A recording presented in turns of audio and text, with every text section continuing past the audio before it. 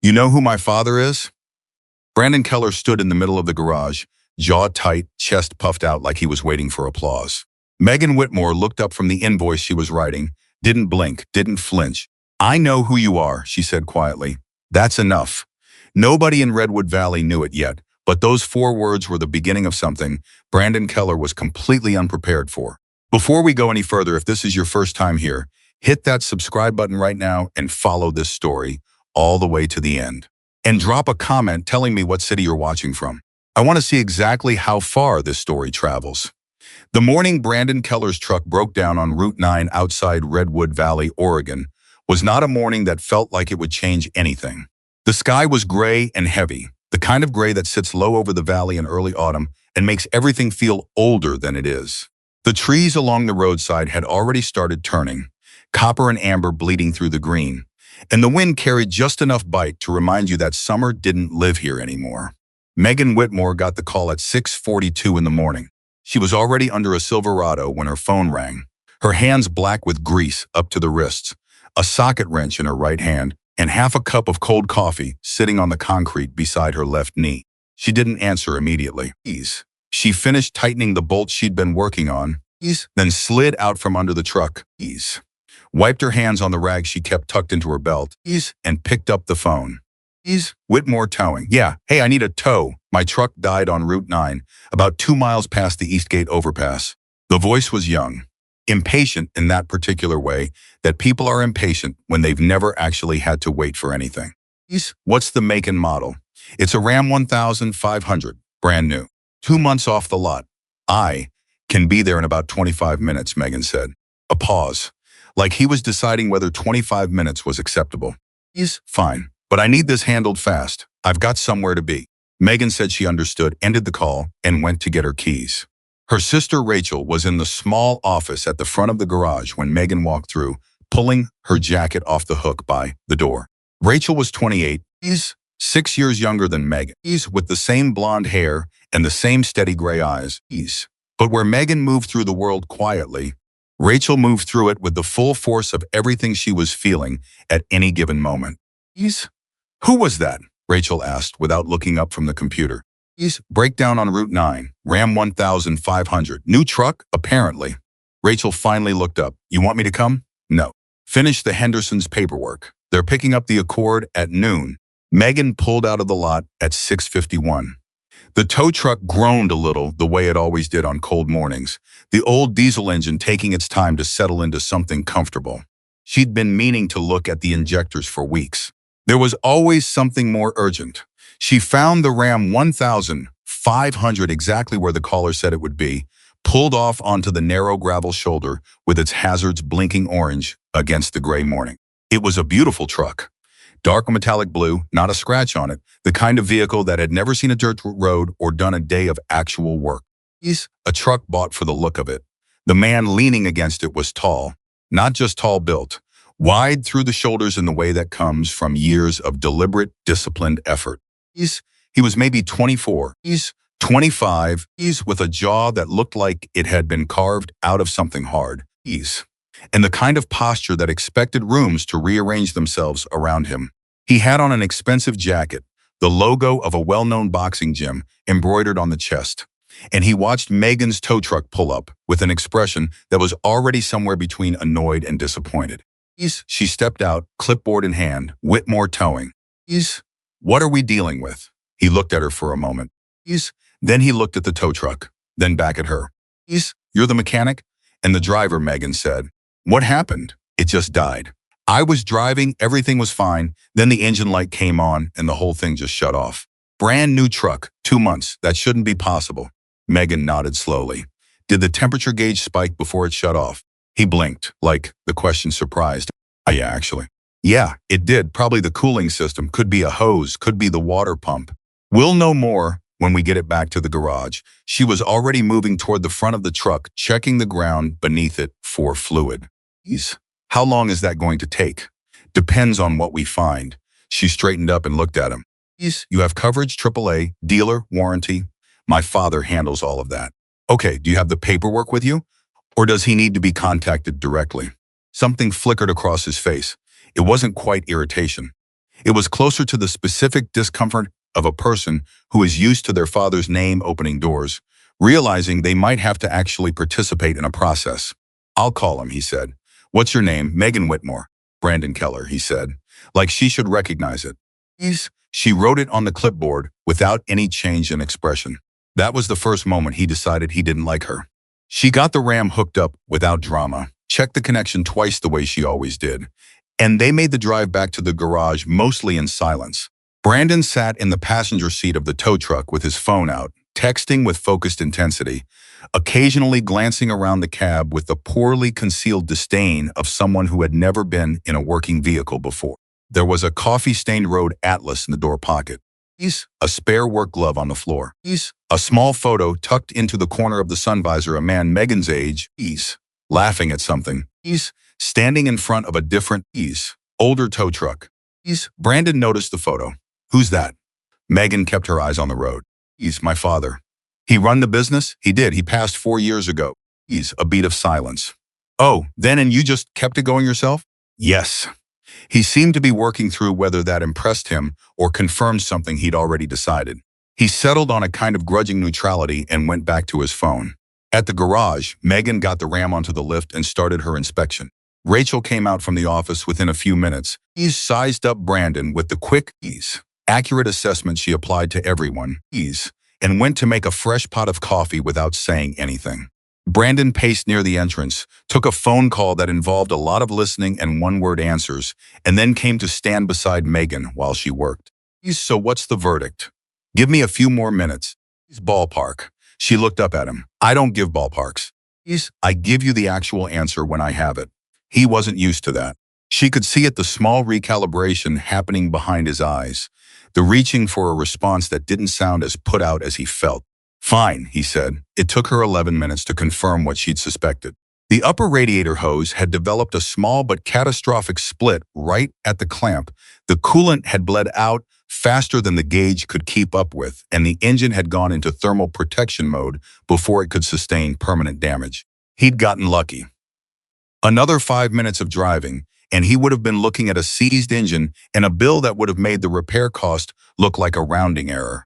She explained all of this to him, clearly and directly, standing in front of the truck with her clipboard, the way she explained things to every customer. The hose itself is cheap, labor's straightforward. Parts will need to be ordered, might be able to get them same day from the supplier in Medford, but realistically, you're looking at overnight if I can't get them by 2 this afternoon. I'll have a firm number for you in about an hour. An hour, he repeated. Yes. Is there anywhere around here to eat? There's a diner 2 blocks east on Main, the Mill House. Good coffee, better pie. He nodded, still processing. Then you know who my father is? Megan looked at him steadily. The kind of look that wasn't rude and wasn't warm. Just present and clear-eyed and entirely unimpressed. I know who you are, she said. That's enough. He left for the diner. Rachel waited until the sound of his footsteps on the gravel had faded completely, then materialized from the office doorway with 2 mugs of coffee. He's Victor Keller's son, she said. Apparently, he's got that look. Like the world owes him a receipt. Megan accepted the coffee without comment. You know Victor Keller had 3 consecutive state championships in the 90s, Rachel said. He's got gyms in Portland, Salem, and Medford. He's practically a legend around here. I know. Brandon won the Oregon amateur middleweight title 6 months ago. Megan drank her coffee. Just saying, Rachel added. That's not a kid who's used to being told to wait an hour. Then this will be good for him. Rachel looked at her sister for a moment with an expression that was equal parts admiration and exasperation, and then she took her coffee back inside. The parts from Medford arrived at 1:47 in the afternoon. Megan had the repair completed by 4:15. The total came to $268.40, which was exactly what it cost. Nothing rounded up. Nothing inflated. When Brandon came back from wherever he'd been spending the hours, not the diner, he'd apparently driven around in a borrowed car. She handed him the invoice without ceremony. He looked at it. This is the full price? That's the full price. I thought you might. He stopped. Recalibrated again. Never mind, fine. He paid with a card. His own card, she noticed, not one with his father's name on it. That surprised her slightly. She didn't let it show. As he was getting ready to leave, he stopped by the door. You're here every day? Just you and your sister? We have a part-time mechanic on Tuesdays and Thursdays, Megan said. But mostly yes. And this, he gestured vaguely at the garage, the tow truck, the whole modest enterprise. This is what you do. It wasn't quite a question. It wasn't quite an insult. It occupied the uncomfortable space between. This is what I do, Megan confirmed. He nodded slowly, like he was filing something away. All right, Megan Whitmore, he said, not disrespectfully, but with something in it that she recognized, the beginning of a decision. I'll be seeing you around. She watched him drive away in the newly repaired Ram, the dark blue paint, catching what was left of the afternoon light, and she stood in the doorway of her father's garage for a moment before going back inside. Rachel appeared at her elbow. What was that? A young man who needs to feel like he won something, Megan said. Did he know? Do you think he knows that? Not yet, Megan said, and she went back to work. The second time Brandon Keller came to Whitmore Towing, he didn't need a tow. He pulled up on a Tuesday afternoon 3 weeks later, parked the Ram directly in front of the main garage door, and sat there for a full 2 minutes before getting out. The position of the truck made it impossible for Megan to get the Jeep she was working on off the lift and out into the lot, which was not an accident. She came to the door, assessed the situation, and walked out to him. You're blocking the bay, am I? He looked at the truck. Looked at the garage, looked back at her. I'll just be a minute. I've got a customer pickup in 45 minutes. I need that bay clear. Like I said, a minute. He leaned against the side of the Ram with his arms crossed, and the expression of someone conducting a test he'd already decided the outcome of. Megan said nothing. She went back into the garage and continued working. 38 minutes later, she walked out again. The truck was still there. She got in the tow truck, positioned it carefully, and moved the Ram herself. He'd left the doors unlocked. She was meticulous. Not a scratch, not a thing out of place. She parked it in the open lot across the street, put his keys on the front seat, and went back to the bay in time to have it clear for the customer pickup. When Brandon came out, she never knew where he'd been, whether he'd been watching the whole time or had genuinely been somewhere. He stopped, looked at the lot across the street, looked at the empty bay, looked at Megan, who was loading the customer's Jeep onto the flatbed. He walked across the street, got in the Ram, and sat there for a long moment. Then he drove away. Rachel, who had watched the entire sequence from the office window, came out with a look of pure joy on her face. He did not see that coming. No, Megan agreed. He's going to come back. Yes, and he's going to be worse. Megan lifted the safety chain on the Jeep and locked it into place. Probably. So what do? We keep doing our jobs. Rachel pressed her lips together. Megan, he's Victor Keller's son. People in this town are scared of Victor Keller. Are you scared of Victor Keller? Megan looked at her sister for exactly 1 second. No, she said, and she got in the tow truck and drove to deliver the Jeep. Over the next 3 weeks, the situation escalated in the way that things escalate when one person decides to make something personal and the other person refuses to respond in kind, and the first person mistakes the lack of response for an invitation to push harder. Brandon came by 4 more times. He parked in ways that caused problems.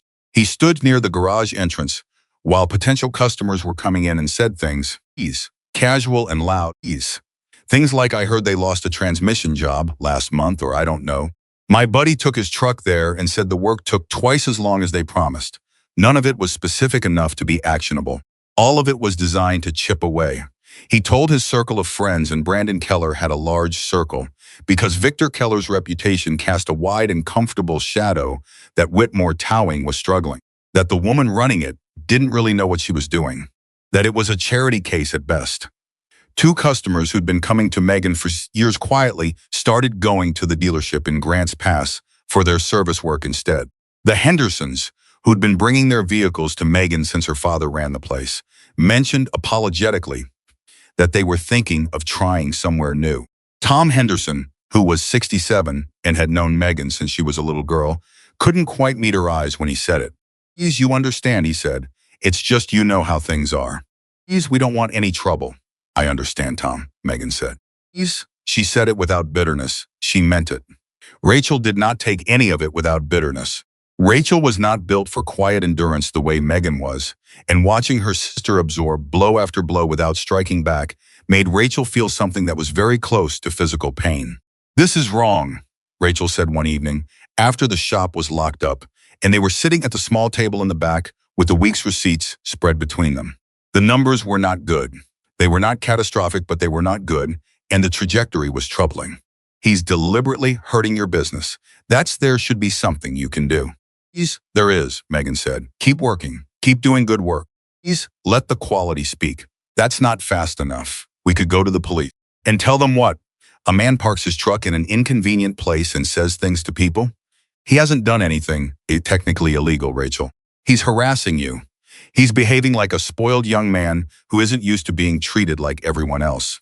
Megan gathered the receipts into a neat pile. He'll get bored. What if he doesn't?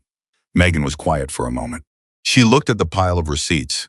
She looked at the photo of her father that she kept on the small shelf above the table, smiling in front of the old truck, squinting against the sun. Then I'll handle it, she said, when the time comes. Rachel wanted to ask what that meant.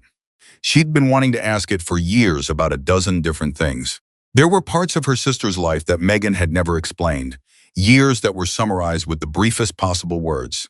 A version of her history that Rachel had always understood was incomplete and had never pressed on because she could feel, without being told, that pressing on it would only result in Megan closing a door that was already only slightly ajar.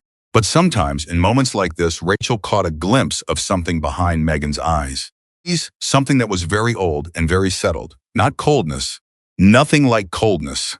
More like a person who has already survived the worst thing that could happen to them and knows it, and draws a quiet strength from that knowledge that nothing in the present can quite reach. Okay, Rachel said, instead of all the things she wanted to say. Okay. The Thursday evening it finally broke into something undeniable was the evening of the Kowalski family's transmission job. Pete Kowalski was a 43-year-old electrician who drove a 2009 F-150 that had seen better decades. And when his transmission started slipping in August, Megan had given him a quote that was honest and fair and significantly lower than the two other shops in the area. And Pete had been grateful in the particular way that a man with 3 kids and a mortgage is grateful when someone treats him with respect. He'd brought the truck in on a Monday, and Megan had promised it by Thursday afternoon. She had it done by 2. Pete arrived at 4:30 to pick it up, which was when Brandon chose to appear. He pulled up in the Ram as Pete was coming out of the office with his keys, already smiling, already relieved. Brandon got out and stood near the front of Pete's truck, and he said, loudly and cheerfully, the things he'd been saying around town that he'd heard the work here was sloppy, that a friend of his had brought a vehicle in and gotten it back with a new problem, that a woman trying to run a shop alone was always going to cut corners when the job got complicated. Pete stopped walking. He looked at Brandon. He looked at Megan, who had come out of the garage and was standing quietly near the bay door. Is that true? Pete asked her. No, Megan said. She would say that, Brandon said easily. Pete looked at Brandon for a long moment. He was not a physically imposing man average height, a little soft around the middle, the hands of someone who worked with them every day. He looked at this large, confident young man who was standing in a parking lot poisoning a transaction that had nothing to do with him. And then he looked back at Megan. My truck runs right. Drive it and tell me, she said. Pete got in the F-150. Turned it over. Backed it out of the lot carefully. Took it around the block. When he came back, he parked it, got out, and stood in front of Brandon Keller. Shift smooth as the day I bought it, he said. Better, actually. Brandon smiled. It was a very comfortable smile, the smile of a person who believes that reality is ultimately negotiable. That's great. I'm just saying I heard what you were saying, Pete said. I'm going to ask you not to say it again, at least not about her. He nodded toward Megan, turned, thanked her, and left. Brandon watched him go. Then he turned to Megan. There was something different in his face now. The comfortable confidence was still there, but underneath it, something had shifted. She'd seen that shift before in other situations, in other people. It was what happened when someone who'd been applying pressure at a comfortable distance realized the distance wasn't working anymore.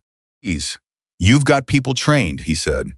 I've got people who know good work when they experience it, she said. For now.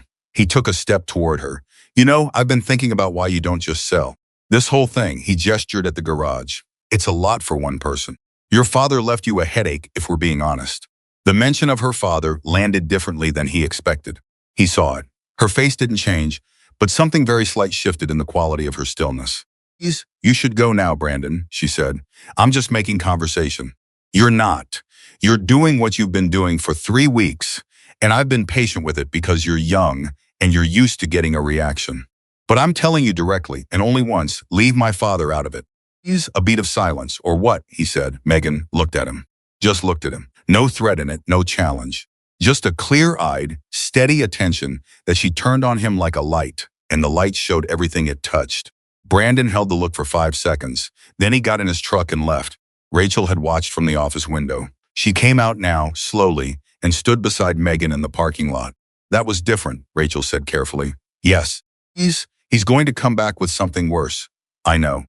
Megan. Rachel turned to face her sister. Tell me what we're going to do. Megan watched the taillights of the Ram disappear around the corner onto Main Street. The evening was settling down over Redwood Valley, the light going amber and long across the rooftops, the smell of pine and cooling asphalt mixing in the air. We're going to be here when he does, Megan said. And we're going to be exactly what we've always been. Rachel wanted to say that wasn't a plan, that what they were facing required something more active, more decisive, more like a counteroffensive.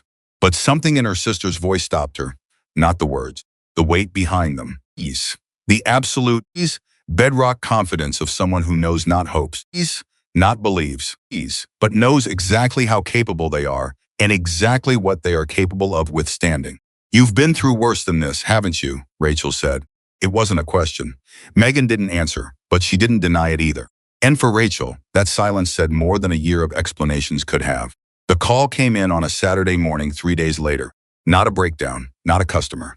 It was Tom Henderson calling from his landline the way he always did, his voice tight and apologetic and genuinely troubled.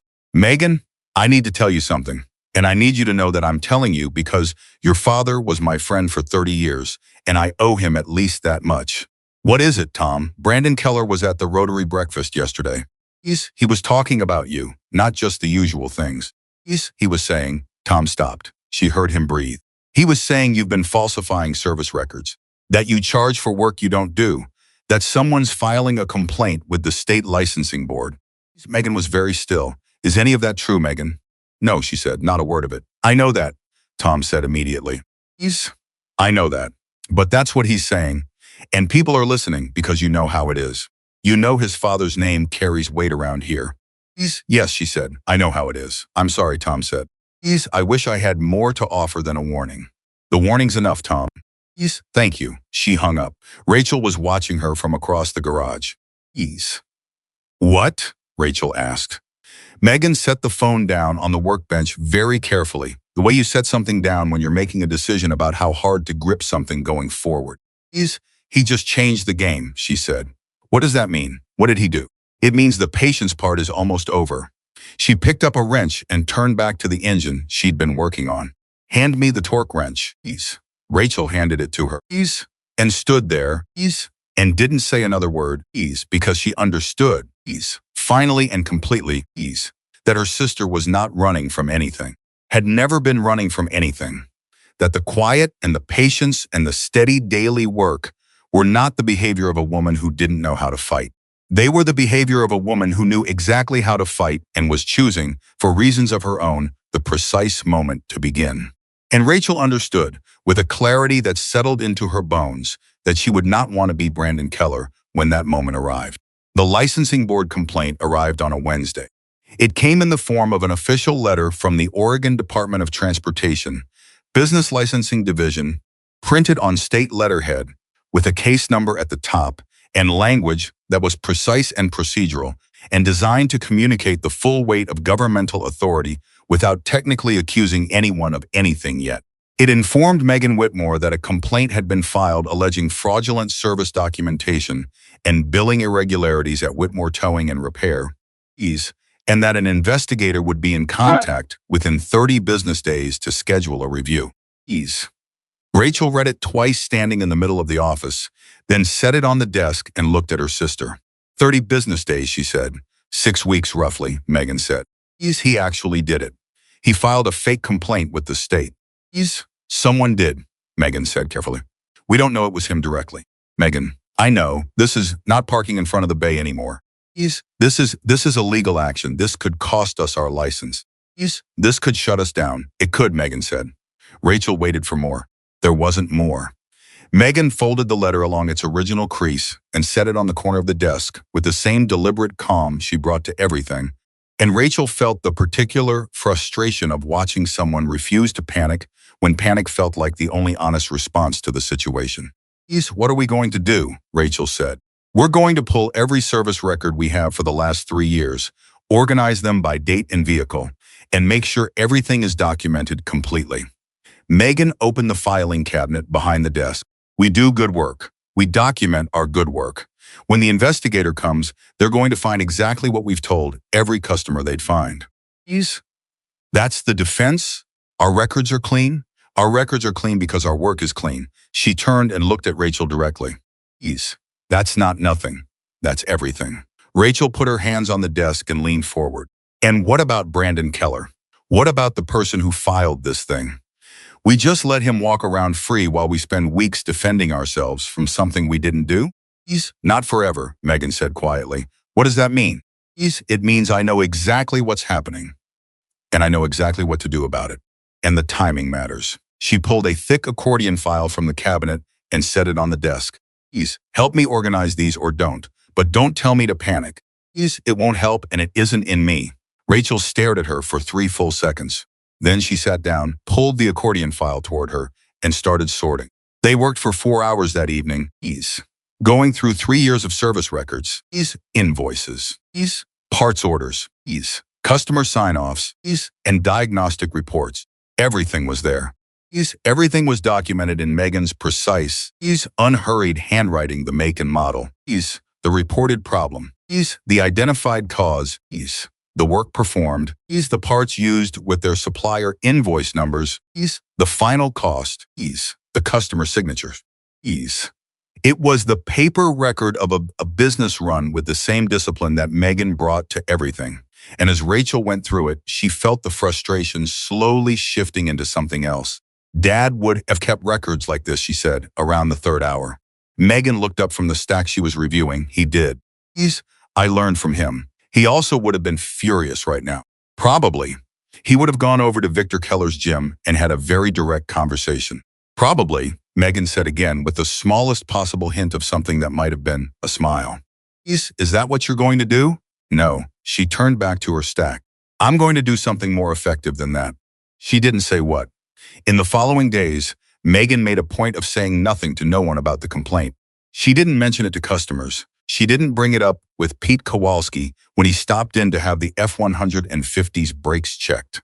She didn't say a word to Tom Henderson when he came in, a little sheepish, to have his wife's Subaru looked at returning like a man who's been away somewhere uncomfortable and is relieved to be back. What she did instead was work. She took every job that came through. She was thorough and fast and precise. She ordered parts the same day and had them installed ahead of schedule. She gave every customer a full walkthrough of exactly what had been done and why, with the paperwork in hand, and she followed up 2 days later with a phone call to make sure everything was still running right.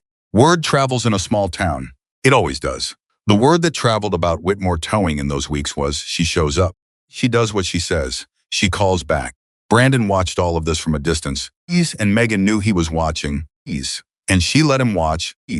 Because there was a difference between ignoring a threat and enduring it strategically. And what she was doing was the second thing.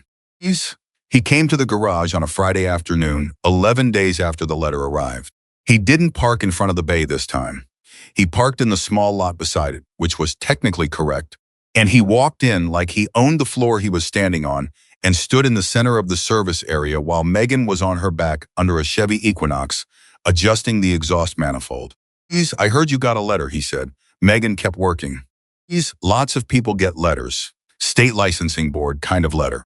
She slid out from under the Equinox, sat up and looked at him from the floor. There was grease on her forearms and a smear of it on her jaw, and she didn't look the least bit diminished by any of it.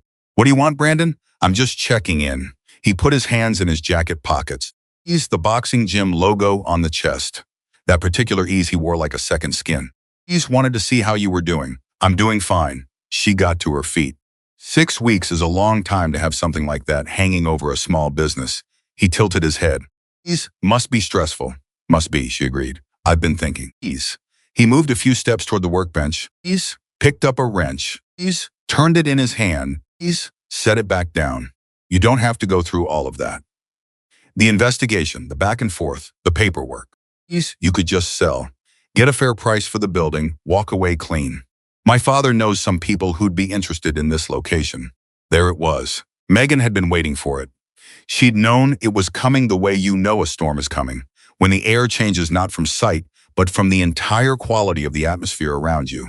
The harassment, the reputation attacks, the licensing complaint, they were never about hurting her for the satisfaction of it. They were pressure. They were softening. They were the preliminary stages of a land acquisition dressed up as personal conflict. She looked at him with new, complete understanding of the situation. Your father wants this property, she said. Brandon's expression didn't change. That was its own answer. This is a good location, he said. Commercial zoning, easy highway access. Dad's been looking to expand the gym network into Redwood Valley for a while. It's just business, Megan repeated. Nobody's the villain here. You could walk away with a check and do something else. Something easier. You're clearly tough enough, you could do anything. It was almost a compliment. The kind of compliment designed to make the compliment the last thing you're thinking about when you say yes. No, Megan said. Brandon stopped. Excuse me? I'm not selling. Megan, this is my father's business. It's my business. It's not for sale to your father or anyone your father knows. And the answer won't change if you ask again. The ease shifted. Not into anger exactly, into something more considered, more deliberate.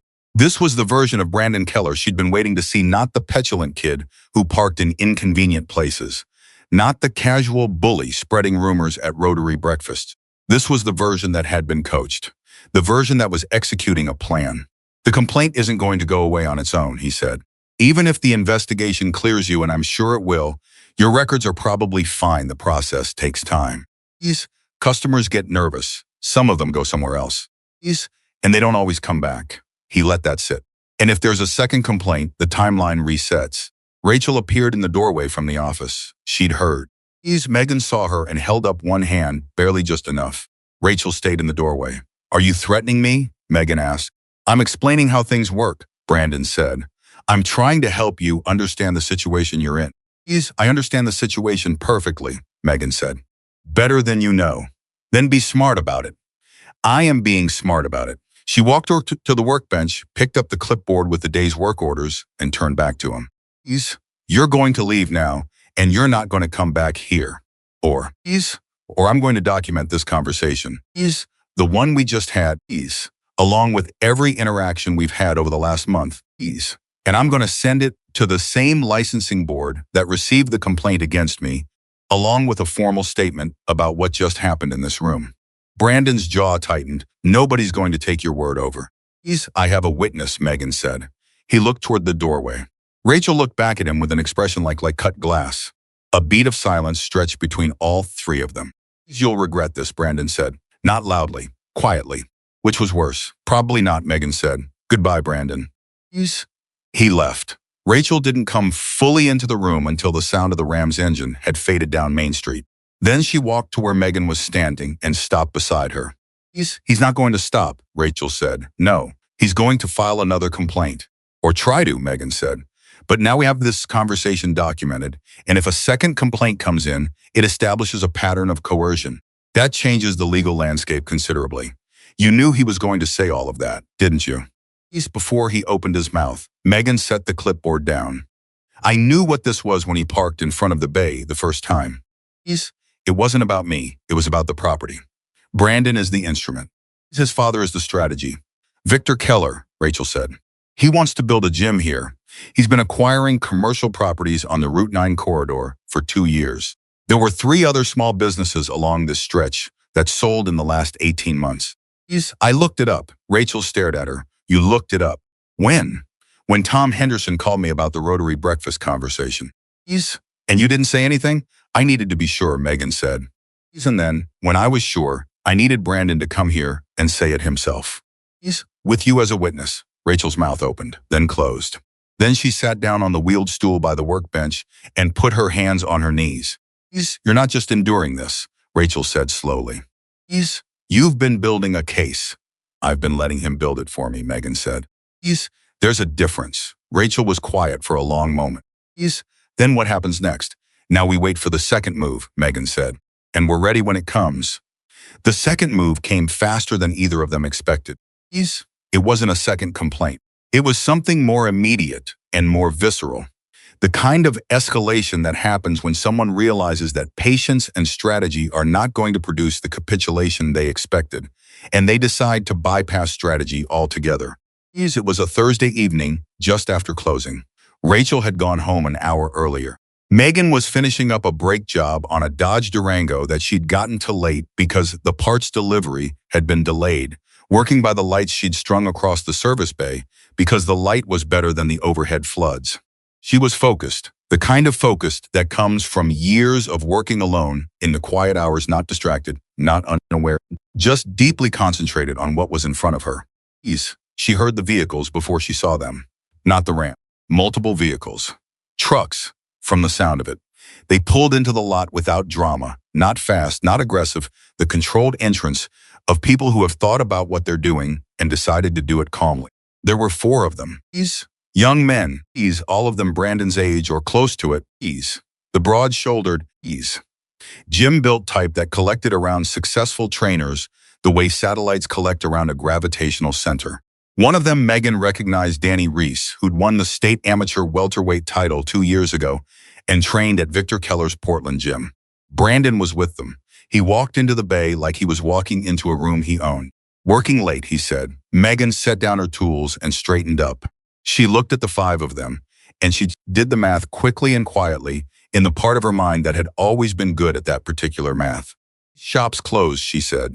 Just stopping by. Brandon moved to the side, casual, like he was looking at the Durango. Like this was social. Wanted to give you one more chance to think about my father's offer. My answer hasn't changed. Yeah. He nodded. I figured. He looked at the others, something passing between them, in the silent way that groups communicate when they've rehearsed something. Thing is, Megan, we're not really asking anymore. She kept her face completely still. That's a mistake. He moved closer, not aggressively, just reducing distance the way people do when they want the weight of their physical presence to do the work that words haven't done. Or maybe you're the one who doesn't understand the situation. Danny Reese moved to Megan's right. Another one took up a position near the bay door, not blocking her, but present. The kind of presence that was supposed to make her feel surrounded. You've worked hard here, Brandon said, and his voice had changed softer, almost sympathetic, in the way that people sound sympathetic when they've decided that the person they're talking to has already lost. You should be proud of that. But there's a point where you're fighting something you can't win. And the smart move is to recognize that point before everything falls apart. I've heard this speech, Megan said. Then you know how it ends. I know how every version of this speech ends, she said. I've heard it from people considerably more frightening than you. Something flickered in Brandon's eyes. Not quite surprised. Something more unsettled. You should leave, she said. All of you. Right now, we're not done talking. Yes, she said. You are. Brandon reached out and put his hand on her shoulder. It was not a violent grab. It was the other thing, the proprietary thing, the assertion of physical authority, the hand on the shoulder that says, I am bigger than you, and that is the end of the conversation. The kind of gesture that is designed to communicate dominance without technically being assault. Megan looked at the hand, then she looked at Brandon. Remove your hand, she said. Her voice was exactly the same as it had always been. No shake in it, no elevation of pitch. Just the same clear level tone she used to explain an invoice or describe a repair. But something in it made the temperature in the room change. Brandon did not remove his hand. And then something happened that none of the 5 of them in that garage were prepared for. Megan moved, not violently, not explosively, just precisely. In a single fluid sequence that took less than 2 seconds, she redirected the hand on her shoulder, stepped inside his reach, and applied pressure to a specific point on his wrist and forearm that resulted in Brandon Keller, 24 years old, amateur boxing champion, 185 pounds of trained, conditioned muscle, involuntarily bending at the waist and making a sound that was not quite pain and was not quite surprise, but was clearly both. She released him immediately and stepped back.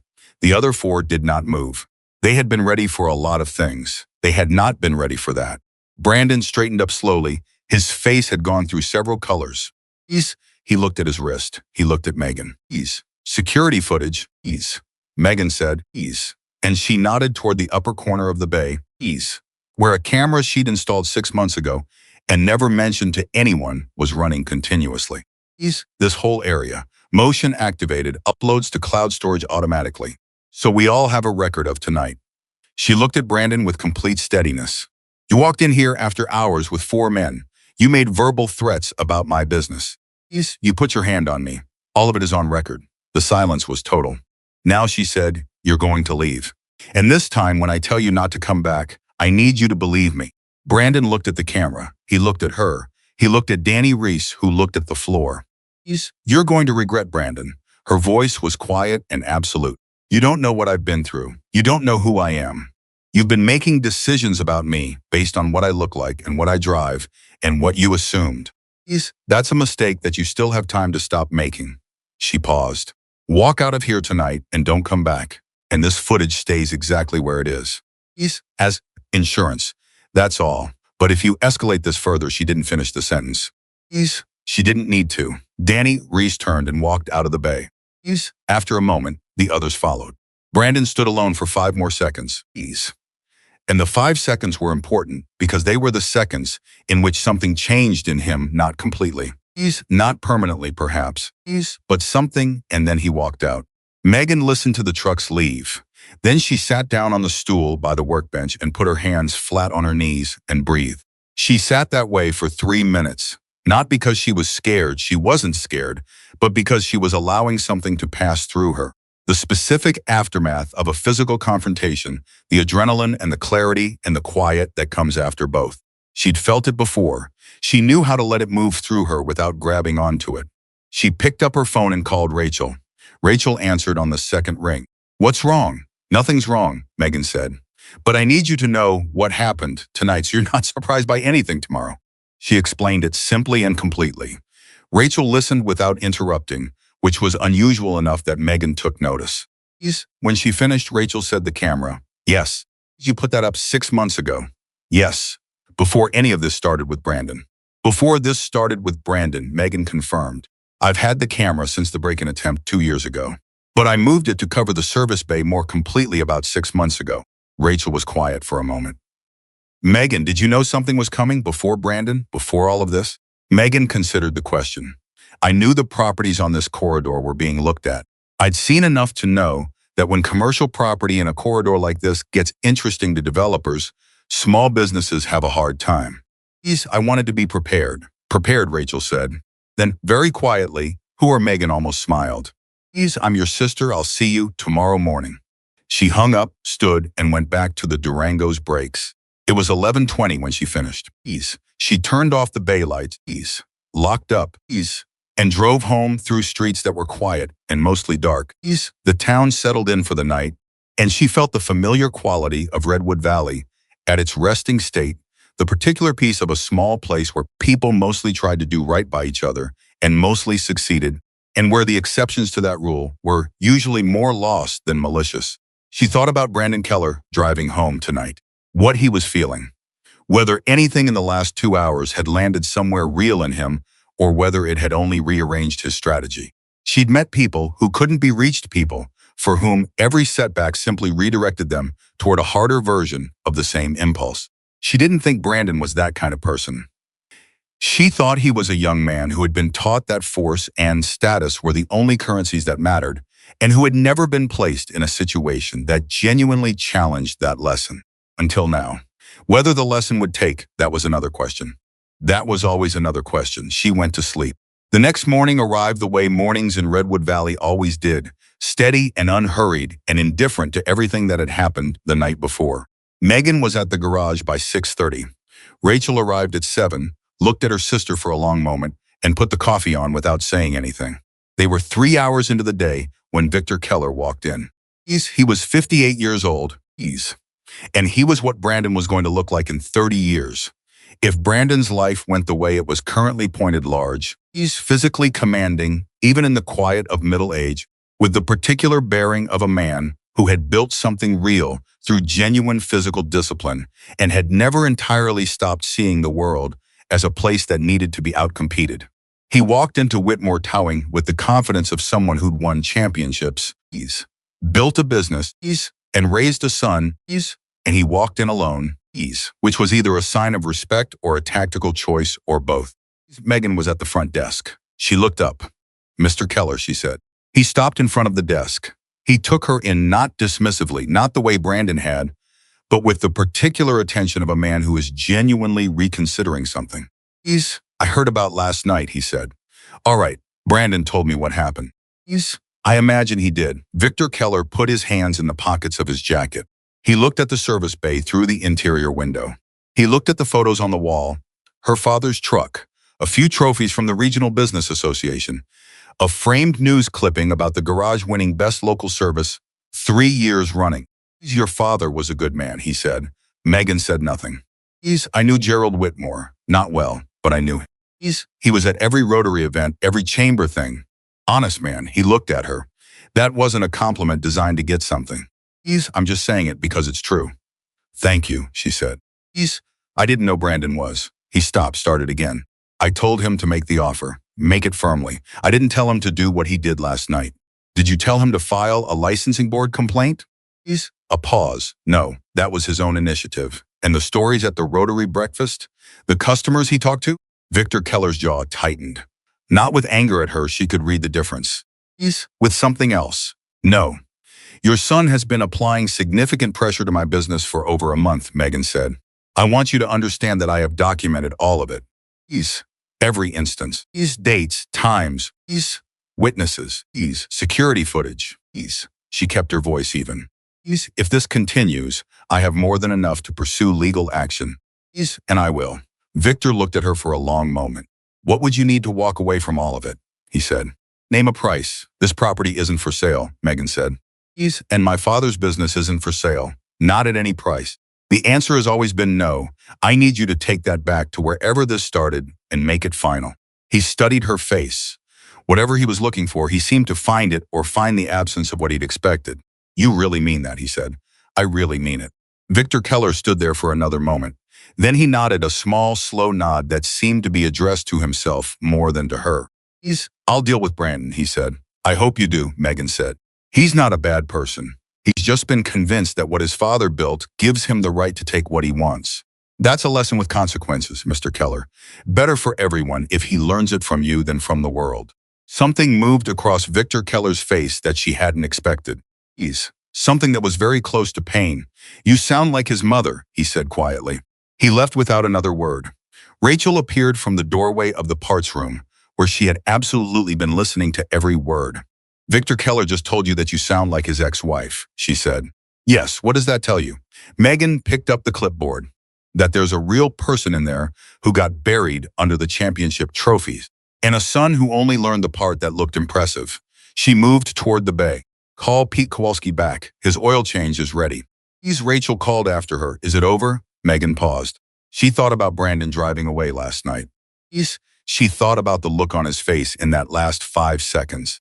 She thought about Victor Keller's expression when he said, "You sound like his mother." "No," she said, "not yet, but it's different now." She went back to work. The morning moved forward. Cars came in, cars went out. The coffee in the pot got low, and Rachel made more. The phone rang with a call from the supplier in Medford about a parts delay. And Megan negotiated a different delivery schedule in 3 minutes flat. And life in Whitmore Towing continued with the same unhurried momentum that it always had. The same rhythm her father had established decades ago in this same building. But something had changed, something under the surface of the ordinary day. A pressure that had been building for weeks had shifted, and not because Megan had yelled or fought back or made a scene. It had shifted because she had refused to be moved in the way that the deepest, oldest things refused to be moved. Like the foundation her father had poured 40 years ago under this building, the concrete that held everything up is quiet and invisible and absolutely completely immovable. That was the thing about real strength. You didn't see it working. You only saw what couldn't be knocked down. Rachel was turning off the office lights at the end of the day, pulling on her jacket, when she stopped and looked at her sister, who was still at the workbench. writing up the next day's work orders in her careful, unhurried handwriting. "Can I ask you something?" Rachel said. "You can ask me anything," Megan said. "Is the life you had before, the one you never really talk about?" Rachel hesitated. "Does it have anything to do with why none of this scared you?" "Brandon, his father, any of it?" Megan continued writing. The pen moved across the page in its steady, practiced way. "Ask me again sometime," she said, "when the time's right." "When will the time be right?" Megan looked up. For just a moment, in the light of the single work lamp above the bench, Rachel saw something in her sister's face that she'd spent years half seeing and never quite looking at directly. Not hardness, not secrecy, something that was more like depth, like looking into water that is very, very clear, but goes much further down than you first assumed. "You'll know," Megan said. She went back to writing. Rachel stood in the doorway for another moment. Then she said goodnight and left.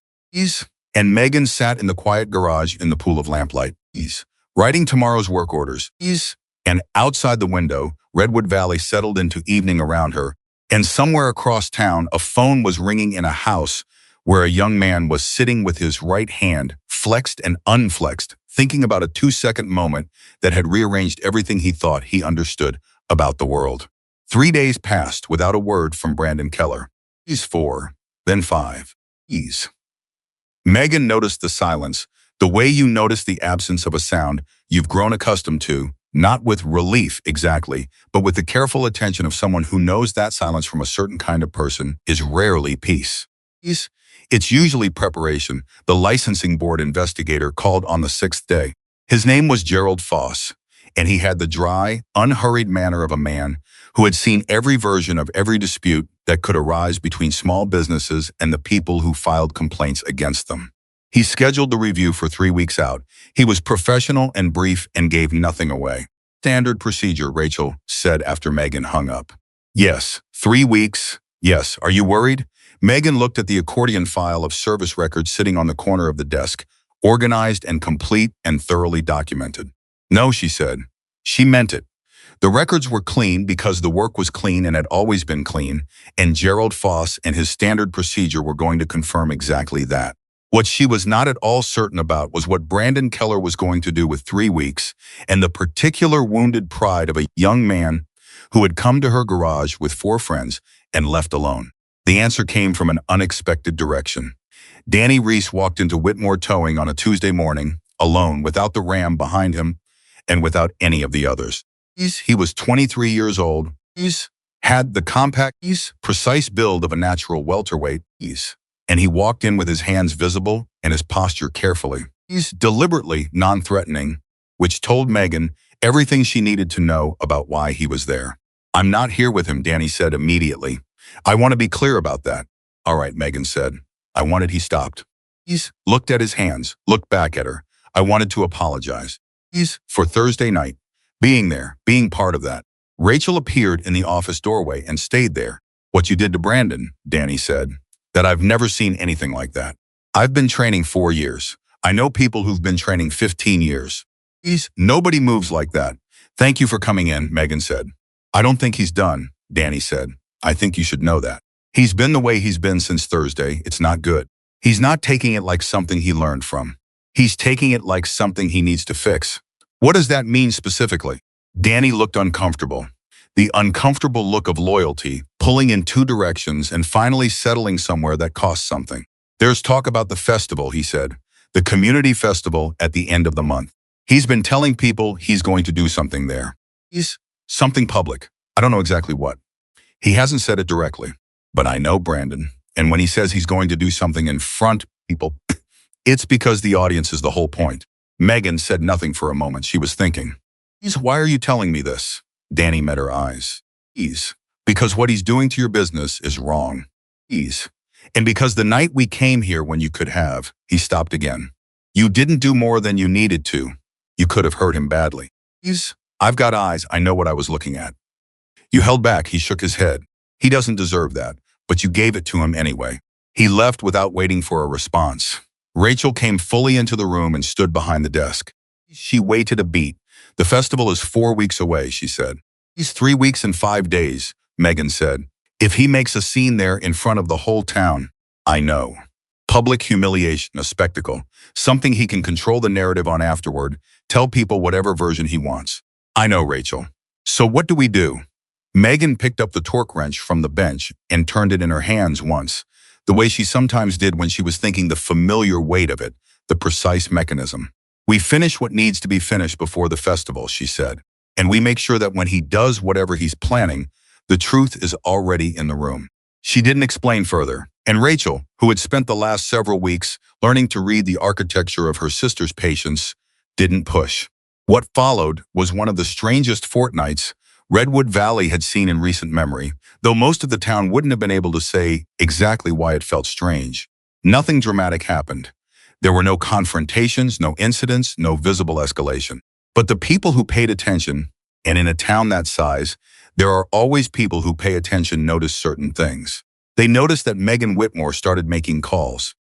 Not to lawyers, not to the police, not to anyone official. She called people. She called Tom Henderson and had a long conversation that Tom later described to his wife as the most honest talk I've had in years. She called Pete Kowalski and 3 other longtime customers who had felt the pressure of Brandon's reputation and made choices they weren't comfortable with. She called Janet Morse, who ran the community center and organized the annual festival, and had a quiet, specific conversation about logistics and security. She called a number that wasn't in any local directory, spoke for less than 4 minutes, and didn't explain to Rachel who had been on the other end.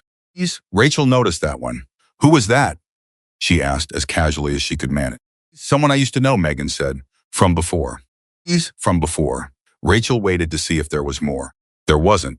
On a Wednesday evening, 12 days before the festival, Megan drove out to Route 9 and sat in the parking lot of a roadside bar called Harlan's for 20 minutes before going inside. She sat at the bar, ordered a coffee she didn't really want, and had a conversation with a man named Carl Briggs, who was 61 years old, missing 3 fingers on his left hand, and had the kind of eyes that had seen things and processed them, and arrived at a settled understanding of the world that most people don't reach. Carl Briggs was a veteran, a mechanic, a man who had spent his working life in small garages in small towns, fixing the vehicles of people who couldn't afford dealership prices. He was also the kind of man who knew people in the way that men who have lived complicated lives know people widely, and across categories that don't ordinarily intersect. He listened to everything Megan told him without interruption. When she finished, he turned his coffee cup in his 3-fingered hand. You reached out, he said. Yes, I wasn't sure you would. After everything. I'm not doing it for me, she said. I'm doing it because he's going to make a scene at that festival in front of people who've been in this town their whole lives, and I need the truth to be visible. Not just the piece of it that he controls. Carl looked at her for a long moment. You know they'll come if you ask. I know. It'll change things, he said. For you, around here, people will. Yes, she said. And you're okay with that. She thought about her father's photograph on the shelf above the workbench. She thought about the accordion file of service records. She thought about Tom Henderson not being able to meet her eyes, and Pete Kowalski taking his truck around the block, and Danny Reese standing in her garage with his hands visible, paying a debt he didn't owe. Yes, she said, I'm okay with that. Carl nodded once. He pulled out his phone and sent a text message that was 4 words long and put the phone back in his jacket pocket. Consider it done, he said.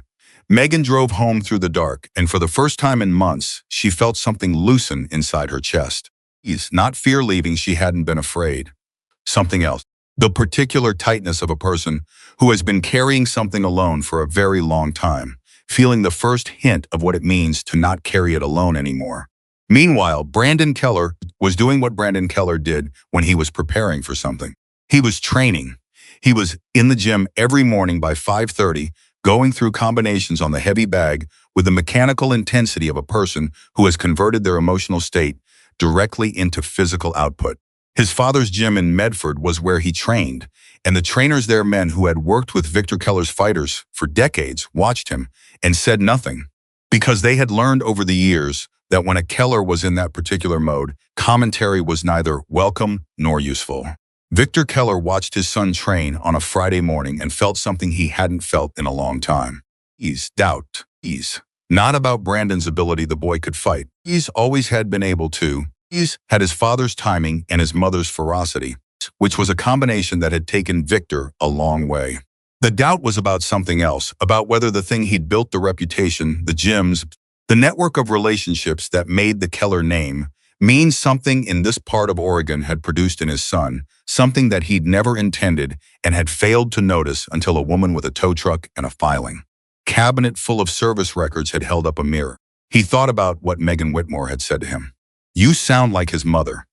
He'd told her she sounded like his mother, and he'd meant it as a deflection, but driving home that day he'd realized it wasn't a deflection at all. It was the most honest thing he'd said in years. Brandon's mother, Sandra Park, before she married him, had been the person in that family who understood the difference between strength and dominance, who had tried, for the 11 years of their marriage, to teach their son that winning a fight was the smallest possible version of what a man could be. Victor had been too busy winning fights of his own to understand what she was trying to do. By the time he understood, she'd been gone for 6 years. He watched Brandon hit the bag and thought, "I built this. Not all of it, but enough of it." That thought didn't have an easy place to land. Brandon felt his father watching and pushed harder. The bag swung and he caught it and reset and went again. His right wrist still had a faint ache in a very specific spot, the spot Megan's fingers had found in 2 seconds. And every time he felt it, the thing that lived in his chest tightened like a fist. He was not a bad person. This is important. He was not a cruel person, not at his core, not in the way that some people are cruel because something in them was broken early and stayed broken. He was a person who had grown up understanding power as the only real language, who had been taught that his father's name and his own physical ability were armor against consequences, who had never been genuinely challenged by anyone until a 34-year-old woman with grease on her hands had looked at him like he was entirely, completely readable. That was the thing he couldn't get past. Not the physical moment, not the embarrassment of it, the way she'd looked at him. Like she already knew exactly how this was going to go before he walked in the room. Like she'd had this conversation before with people considerably more dangerous than him, and she was patiently waiting for him to catch up to what she already understood. It made him feel simultaneously 17 years old and very, very small. He hit the bag harder. The festival was now 10 days away. The night before the festival, Rachel couldn't sleep. She lay in her apartment 4 blocks from the garage and stared at the ceiling and went through everything she knew and everything she didn't know in alternating loops that weren't getting her anywhere. She knew Brandon had been preparing something for weeks. She knew people in town were expecting some kind of confrontation. The whisper network of a small town had been running at full capacity. And even people who didn't know the specific details knew that something was going to happen between the woman at Whitmore Towing and the boxer's son. She knew Megan had made calls and arrangements that she hadn't fully explained. What she didn't know was what Megan had asked for from the man with 3 fingers on his left hand. She called her sister at 11:15. Megan answered immediately. "You should be asleep. Tell me what you're planning." A pause. "You'll see tomorrow." That's not an answer. "It's the answer I have right now." Rachel pressed her fingers against her eyes. "Megan, whatever you've arranged, whatever is going to happen tomorrow, is it safe?" "For us, yes. For him," a longer pause. "Nobody's going to get hurt," Megan said. "That was never what this was about." "Then what is it about?" "The truth," Megan said simply. "It's always only ever been about that." Rachel lay there for a moment. "Then, is there anything you need me to do?" "Be there, be present, and when things become clear, trust what you see." "I always trust what I see," Rachel said. "I know you do," Megan said. "It's one of the things I love about you." She hung up. Rachel lay in the dark and thought about her sister. About the years before she came to Redwood Valley that were summarized in 3 sentences and a closed door. About the way Megan moved in that service bay, not like a mechanic, not like a person who'd figure some self-defense moves from a YouTube video, but with the settled, precise, completely non-theatrical competence of someone who had spent years becoming exactly that capable and had then spent more years learning to carry it quietly. About the man with 3 fingers who had sent a 4-word text and said, "Consider it done." She thought about all the questions she'd never asked, all the spaces her sister had left empty. And she thought about what it meant that tomorrow, deliberately and with full knowledge of what it would show people, Megan was apparently going to stop leaving them empty. She finally fell asleep around 1 in the morning. The morning of the festival came in clear and cool, the kind of October morning that makes Redwood Valley look like a postcard of itself.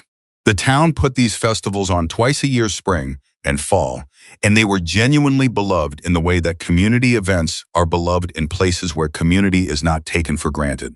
East Main Street was closed to traffic for 4 blocks. East tables were set up by the civic organizations. East the fire department had their trucks out. East the elementary school kids had made banners, and the smell of coffee and grilled food was in the air by 9 in the morning. Megan was there early. She walked the street once, nodded to people she knew, stopped to talk to Janet Morse about the setup. She wore her usual clothes, jeans, work boots, a flannel shirt, and she looked like exactly what she was, a mechanic who had come to the same community event she came to every year. Nothing about her suggested anything different was happening. Rachel stayed close, watching everything. Tom Henderson found Megan near the Civic Association table at 10:30 and touched her arm. He's here, Tom said quietly. Arrived about 20 minutes ago. He's got people with him. How many? 6, 7 maybe. His boxing friends. Some people I don't recognize. Thank you, Tom. Tom looked at her. He was 67 years old and had known this woman since she was a child, and he'd been friends with her father for 30 years. And he understood, in the way that old friendships convey understanding, that something was happening today that was larger than a dispute over a parking spot or a licensing complaint. Are you all right? He asked. Yes, she said. Are you going to be around today? I'm not going anywhere, he said firmly. He walked away, and Rachel appeared at Megan's shoulder. He's setting up near the main stage area, Rachel said. He's been talking to people. I could see it from across the street, the body language, the way he keeps looking over here. Let him look, Megan said. When does it happen? Whatever's coming. Megan looked at her watch. It was 10:47. Soon, she said. Brandon Keller had been working the crowd for an hour. He was good at it, his father's son, in that way. At least, the easy movement through a group of people. The handshake. The remembered name. The willingness to pose for a photo. He'd grown up at his father's events and absorbed the skill of public presence, the way children absorb whatever their environment consistently offers. He made his way through the festival with the apparent ease of someone who simply belonged, who was simply enjoying a community event, who had simply come to Redwood Valley on a beautiful October morning with a group of friends. But underneath it, calibrated and controlled, was the thing he'd been building toward for weeks. He'd thought about it carefully, more carefully than anything he'd done so far. He'd thought about the camera in the service bay, about the documentation Megan had mentioned, about the way his father had come home from that visit to the garage and sat in the kitchen for a long time without saying anything, before finally saying, quietly, that they were going to let the property thing go. Brandon had not said anything to that. He had nodded and gone to his room and felt the combination of things that don't go together cleanly, the relief of the pressure being removed and the completely unchanged, burning need to not be the person who had lost. Because that was what had happened in Brandon's accounting. He had lost to her in front of people. And the thing about Brandon Keller, the specific thing that nobody in his training or his upbringing had ever successfully addressed, was that he did not know how to lose. He knew how to get knocked down and get back up. That had been drilled into him since he was 8 years old. The physical discipline, the willingness to absorb punishment and keep moving. But that was different. That was losing to something external and recovering. What Megan had done was different. She had shown him something about himself, and you can't get up from that the same way. So he had decided on this, public, clear, on his terms and in front of witnesses. A challenge that she couldn't document her way out of. He found her near the center of the festival, where the crowd was thickest. He walked up with his group around him, the casual, comfortable arrangement of people who have rehearsed something so thoroughly that it looks like spontaneity. He's Megan Whitmore, he said, loud enough for the people nearby to hear, loud enough that heads turned. She looked at him. She had known he was coming for the last 3 minutes. She had watched him cross the distance between them with the peripheral awareness she'd never entirely stopped having. Brandon, she said. I want to talk about what happened, he said. What happened in your garage? He raised his voice slightly, not shouting, just projecting, the way a person trained to perform in front of crowds knows how to project. I think some people in this town have gotten a wrong impression about what's been going on. People were stopping. The natural gravity of a public confrontation in a small town pulled attention without effort. Is that right?" Megan said. "I've been hearing things. About me, about my father, about what we've been trying to do." He looked at the gathering faces. "The truth is that we made a business offer, that's all. We wanted to buy a property and expand a legitimate business. And somehow that's turned into I don't know what. Rumors, stories," Megan said. "I just want things to be fair," he said. "I just want people to know the truth." "So do I," she said. And then she looked past him, over his shoulder, toward the edge of the festival where Main Street met the cross street, and her expression didn't change in any dramatic way. But something in it settled into a completeness, like a sentence finally reaching its period. Brandon heard it before he understood what he was hearing. The sound started low and built not quickly, but with the particular momentum of something large and certain moving toward a fixed point. The crowd heard it too. People turned. The conversations around the main stage area went quiet in the specific way that conversations go quiet when something demands attention. The motorcycles came around the corner from Route 9 onto Main Street in a single file that was too long to count from where Brandon stood. They moved at a pace that was deliberate and unhurried, not aggressive, not theatrical, simply present. The riders sat straight and the engines were loud in the way that large engines in formation are loud, filling the space completely. On the jacket of every single rider was the same insignia. The same name. The crowd had seen motorcycle clubs before. This was Oregon. But there was something different about this, about the number of them, about the formation, about the way they moved with the settled authority of people who go everywhere they go intentionally. They stopped at the edge of the festival area. The rider at the front of the formation cut his engine. He was a big man, somewhere in his mid-50s, with a broad face and calm eyes and the bearing of someone who had long ago stopped needing to prove anything to anyone. He got off the bike with the ease of a man who had ridden so many miles that dismounting was as natural as standing up from a chair. He walked toward Megan. The crowd parted, not out of fear or not only out of fear, out of the recognition that something was happening that had a shape they didn't entirely understand yet, but that clearly had a center of gravity, and that center was the woman in the flannel shirt standing in the middle of the festival with her arms at her sides and her expression perfectly, completely calm. The man in the cut stopped in front of her. He looked at her for exactly one moment, not the look of an authority figure recognizing a subordinate, not the look of a superior acknowledging an inferior, but the look of equals who have been through things together that other people haven't been through, the look that needs no translation. "Prez," he said one word. The crowd heard it. The crowd was very, very quiet. Brandon Keller heard it. He stood 6 feet behind Megan, surrounded by his boxing friends, and he heard that one word, ease, and the bottom fell out of everything he thought he understood about the last 2 months. Rachel, standing 12 feet to Megan's left, heard it too. Her hand went to her mouth because it wasn't a greeting. It wasn't a nickname. It was a title, a specific title used in a specific world, carrying a specific weight. And in that moment, with 50-odd motorcycles idling at the edge of Main Street, and a man who commanded all of them standing in front of her sister with that single word of recognition on his lips, Rachel understood what her sister had never told her. Not all of it. Not yet. But enough. The man's name was Marcus Walker, and he had been called Iron for so long that most of the people who mattered to him had never heard his first name spoken.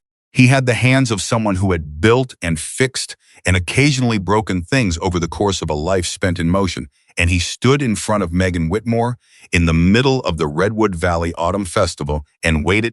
The way people who genuinely respect someone wait, not impatiently, not as a performance, just present and still and ready. "Thank you for coming," Megan said. "Always," Marcus said. One word, that one counted too. Brandon's voice, when it came, had lost the projection, had lost the crowd-ready confidence. He said her name, just Megan, and it came out with the specific quality of a word that has been said to begin a sentence and has arrived without any sentence to support it. She turned and looked at him. He was looking at Marcus, looking at the riders, looking at the insignia on the jackets, reading it the way you read something that you suddenly understand you've been profoundly unprepared for. He looked at Megan. "Who are you?" he said. And it was the most genuinely honest thing he'd said to her in 2 months. No performance in it, no strategy. Just a young man in the middle of a public square who had built his entire campaign on a misidentification and was only now understanding the scale of the error. Megan looked at him for a long moment. "I'm the woman who owns the tow truck," she said. "I'm my father's daughter. I'm the person you've been trying to push out of my own business for the last 2 months." She paused. "And I'm someone who has spent a long time choosing not to be defined by the things I used to be." "Used to be," Brandon repeated. "I left that life because I wanted something quieter," she said. "Something that was mine. This garage. This town." Her voice was even, but it was carrying, and the people around them were very still and listening. "I didn't bring any of this here. I didn't reach out to Marcus until you backed me into a corner I didn't create. I spent 2 months trying to resolve this quietly because I believe that most problems between people don't need to be public."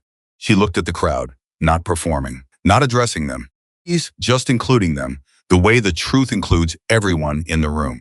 "Your father wants to buy my property. That's a legitimate business interest. No is a complete answer to that, and it was always going to be my answer. What happened after that, the complaints, the intimidation, coming to my garage at night with 4 people, none of that was business. That was something else." Brandon's jaw worked. I wasn't trying to." He stopped. And in the stopping, something gave way. Something that had been held in place by ego and momentum, and the inability to understand how a story could have a completely different shape than the one you'd assigned to it. He looked at Marcus Walker, who looked back at him with the unhurried attention of a man who has seen every kind of person and assigned no particular drama to any of them. He looked at his boxing friends, who were very still and not quite meeting his eyes. He looked at the crowd. Tom Henderson, Pete Kowalski, Danny Reese, who had come to the festival alone and was standing near the edge of things, watching with an expression that was complicated and real. He looked at Megan, and Brandon Keller, for the first time in his life, had absolutely nothing to say. The silence on Main Street lasted long enough to become its own kind of statement. Brandon Keller stood in the middle of it with nothing left to reach for, and the people of Redwood Valley stood around him and understood, without anyone having to explain it, that what they were witnessing was not a confrontation anymore. Confrontations require 2 people moving toward each other. What this was a reckoning, one-sided and quiet and more devastating than anything loud could have been. Marcus Walker didn't move, didn't speak, didn't need to. His presence was the whole sentence. It was Tom Henderson who broke the silence first.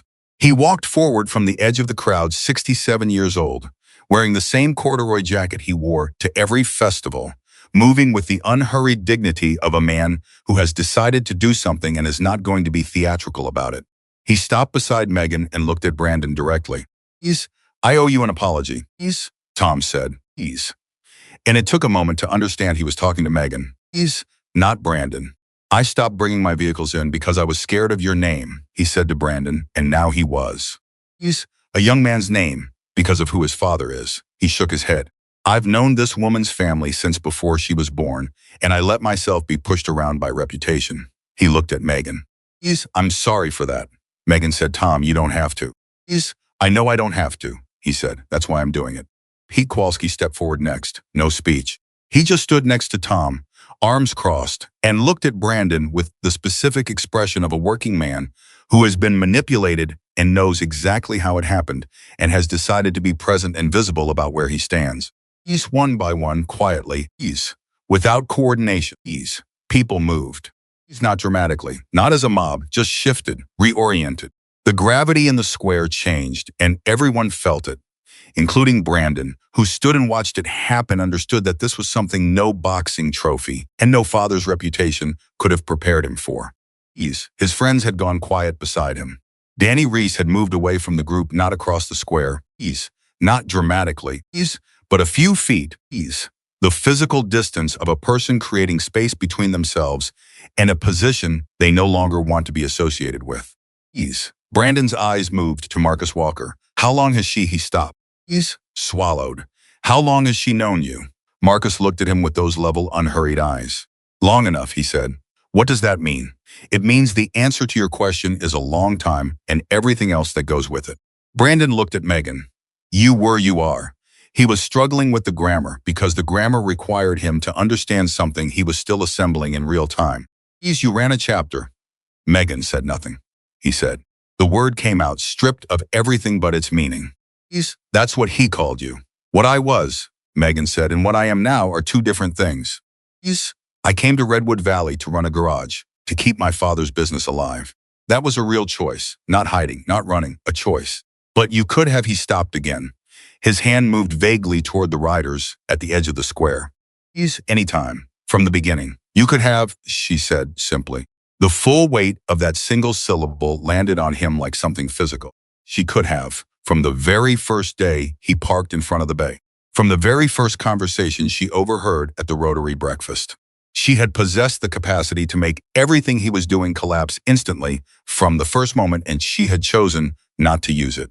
Because she didn't need to. Because she was trying to resolve things the quiet way. The way that didn't require showing her hand. The way that gave him every possible opportunity to make a different choice. Ease. Brandon looked at the ground. It was the first time in 2 months that he had looked anywhere but forward. Why didn't you, he said. It wasn't a challenge. It was a genuine question. The question of a person who is standing in the wreckage of their own assumptions, trying to understand the architecture of what they built and why it fell. Because I've seen what happens when problems get solved the fast way, Megan said. And I've seen what gets left behind. I didn't want that here. I didn't want it for you. She paused, and I didn't want it for me. The crowd was absolutely still. Marcus Walker, who had seen a great many things in his 56 years of life, watched Megan Whitmore speak and kept his expression neutral with the ease of long practice. But something in his eyes, something that only a person who knew him extremely well would have caught, was not neutral at all. It was pride. Victor Keller arrived 12 minutes after the motorcycles did. Someone had called him. The town's information network had been running at full speed since the riders appeared on Main Street, and whoever made the call had done it fast. Because Victor arrived while the square was still gathered and the weight of what had happened was still fully present in the air. He came on foot, having parked on the next block, and he moved through the edge of the crowd with the automatic authority of a large man who was used to space being made for him. And the space was made. And he walked into the center of it and stopped. He looked at the riders. He looked at Marcus Walker. He looked at Megan, and then he looked at his son. Brandon had not moved. He was still standing where the confrontation had found him. And he looked, Victor thought, like someone who had been training for a fight in a boxing ring and had walked into something that had no ropes and no referee and no rules he recognized. Dad, Brandon said. Victor said nothing. He looked at Marcus Walker, and there was a long moment of two men reading each other, the specific reading that happens between people who are each accustomed to being the largest force in whatever room they're in, assessing and being assessed. Marcus Walker, Victor said, finally. Victor Keller, Marcus. I know who you are, Victor said. I know who you are, Marcus said. I know a great deal about you, actually. More than you might be comfortable with. Victor's jaw set. Is that a threat? It's a fact, Marcus said pleasantly.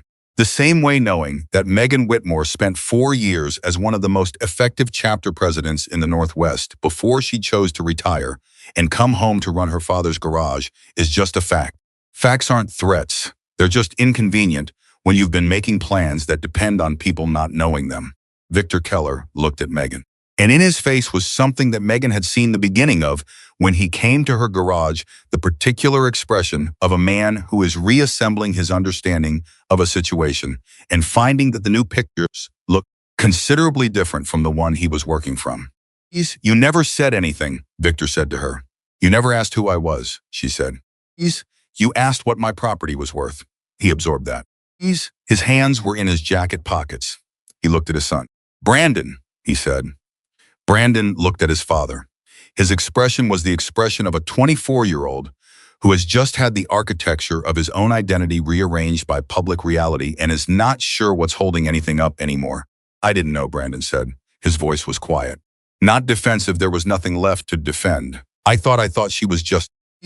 I know what you thought, Victor said, not harshly. In the way that people speak when they are speaking to their own mistakes through the person standing in front of them. I thought the same thing. He looked at Megan. We were both wrong. Yes, she said. I'd like to Victor stop. The word he'd been reaching for was apologize. But it was a word that sat awkwardly in his mouth. Having not been used very much over the years. Having been stored somewhere. that required some effort to access. I handled this wrong, he said instead. The property using Brandon, all of it. I handled it wrong, yes, Megan said again, not combatively. Just accurately. What do you need from me? He stopped again. This was difficult territory. Victor Keller was a man who negotiated from positions of strength, and he was currently in a position that had no strength in it, and the unfamiliarity of that was written all over him. To make this right, Megan thought for a moment. The crowd waited. The licensing board complaint gets withdrawn, she said. In writing. Today. Done. Any second complaint that was being prepared gets canceled. Done. And you leave my property alone, not just now. Permanently. You find somewhere else for your gym expansion. Victor looked at her steadily. Then he nodded. Done. And your son? She said. And her voice shifted slightly, not softer. But different. The way a voice changes when it moves from business to something that matters more. Needs something from you that isn't a boxing gym, and isn't a reputation, and isn't a name. You know what I mean. Victor Keller looked at his son. Brandon was looking at the ground again. Victor said quietly. Just to Brandon, yeah. I know what she means. The crowd began to breathe again. The specific collective exhale of people who have been holding something and are now releasing it. Conversation started up in low murmurs at the edges. Janet Morse, who had been standing near the Civic Association table with her hands clasped and her expression hovering between concern and fascination, seemed to suddenly remember that there was a festival happening and began moving people gently back toward the activity areas with the practiced efficiency of someone who has been managing community events for 20 years. Marcus Walker walked back to where Megan was standing. You didn't need us, he said quietly. Not a complaint. An observation, she said. But you called. I called because the truth needed to be visible, not just known. She looked at the riders settling at the edge of the street, some of them talking to curious festival goers, the immediate tension of the confrontation dissolving into something more ordinary. And because I've been carrying this alone for 4 years and I needed to remember that I didn't have to. Marcus looked at her for a moment. You could come back. No, she said, simply and without regret. This is where I am. He nodded, like he'd expected it, maybe like he'd known it before he asked. The offer stands whenever. For what, she said. Thank you, Marcus. He put his hand briefly on her shoulder, the specific weighted gesture of a person acknowledging something real, and went back to the riders. Rachel had been standing 12 feet away through all of it, watching her sister negotiate the biggest moment of the last 2 months with the same voice she used to explain brake pad specifications. And she was, she realized, shaking slightly. Not from fear, from the accumulated pressure of weeks of partial understanding finally releasing. She walked to Megan. Megan turned and looked at her sister. I know, Megan said, before Rachel could speak. You could have told me, Rachel said. Some of it I should have. I'm sorry. Not about being scared. I wasn't scared. Rachel's voice was steady, but her eyes were bright. You are the most extraordinary person I have ever been around, and I had absolutely no idea. And that she stopped. Laughed once, a short, overwhelmed sound. That's a lot to process. We'll have time to process it, Megan said. The whole story. Everything, Megan agreed. Rachel looked at the riders. Looked at Marcus Walker, now back at the front of the formation, talking to one of his riders. You were really a president, chapter president. Northern Oregon, for 4 years, and then you came home. And then I came home, Megan said. Because Dad was sick and the garage needed someone, and she paused. I was ready for something quieter, something that was mine in a different way. And you never told anyone. Carl Briggs knew. He's been around. He understands the choice. She looked at the garage, 4 blocks east, invisible from here, but present the way familiar things are always present even when you can't see them. I didn't want to be defined by it here. I wanted to be Gerald Whitmore's daughter. The mechanic, the tow truck driver. That's what you are, Rachel said. Yes, Megan said. And today it just turns out I'm also other things. Brandon Keller found her 20 minutes later, when the festival had resumed its ordinary rhythms and the riders were beginning to move out, the formation coming back together with the same orderly ease it had arrived with. He found her near the coffee table that the Methodist Church ran every year, which was a coincidence so mundane it was almost funny. And he stood in front of her holding a paper cup of coffee he didn't appear to be drinking. He started? Yes, she said. He looked at the cup. I owe you more than an apology. I know that. He looked up. What I did, the business stuff, was my father's. I know that doesn't make it okay. I was his instrument, and I chose to be his instrument. But the rest of it, the garage, the men I brought there, that was mine. That wasn't his strategy. That was just me being. He stopped. Say the word, Megan said, not unkindly. Scared, he said. And it cost him something visible. You made me feel stupid that first day, and I didn't know how to. I couldn't handle feeling that. So I kept escalating. He shook his head. I'm not stupid. I know I'm not stupid. But you looked at me like you could see straight through everything, and I couldn't. I didn't know how to be looked at like that. Megan was quiet for a moment. Most people don't, she said finally. It's not a character flaw. It's just something you work on. I put your business at risk, he said. The complaint. The customers. He looked sick about it. If there's something I can do financially or withdraw the complaint, she said. Your father's already agreed, but I'd rather it come from you. I'll call them today. And the second complaint. Whatever was being prepared. There wasn't one yet, he said. I was planning to, but I hadn't filed anything. After my father came back from your garage property and said I was still. He stopped. Still angry, she said. Yes, I know that makes me sound like a child. It makes you sound like a person, she said. Anger takes longer to leave than it takes to arrive. That's not a moral failure. He looked at her with an expression that was somewhere between confusion and something almost desperate. Why are you being decent to me after everything I did? Because you're standing here, she said. A lot of people in your position would have left the festival the moment the motorcycles showed up. Sent their lawyers a text and disappeared. You stayed. You stood in the middle of it. That's not nothing. He looked away. His jaw worked. I'm going to reach out to the customers, he said. The ones I talked to. Henderson. The others. I'll tell them the truth about what I was doing. That would mean a great deal, she said. He stopped one more time. Looked at the paper coffee cup. Put it down on the edge of the table. Looked at her directly, with something in his face that was new, not the comfortable confidence or the wounded pride or the calculated performance, but something underneath all of those things. Something raw and young and genuine. My mother used to say that the man you actually are is the man you are when things don't go your way. She said my dad never learned that lesson. He paused. I don't want that to be me. Megan looked at him for a long moment. Then it won't be, she said. He walked away. She watched him go the wide, trained shoulders, the boxer's posture, all of it still present, but carrying something different now. Something heavier and more real.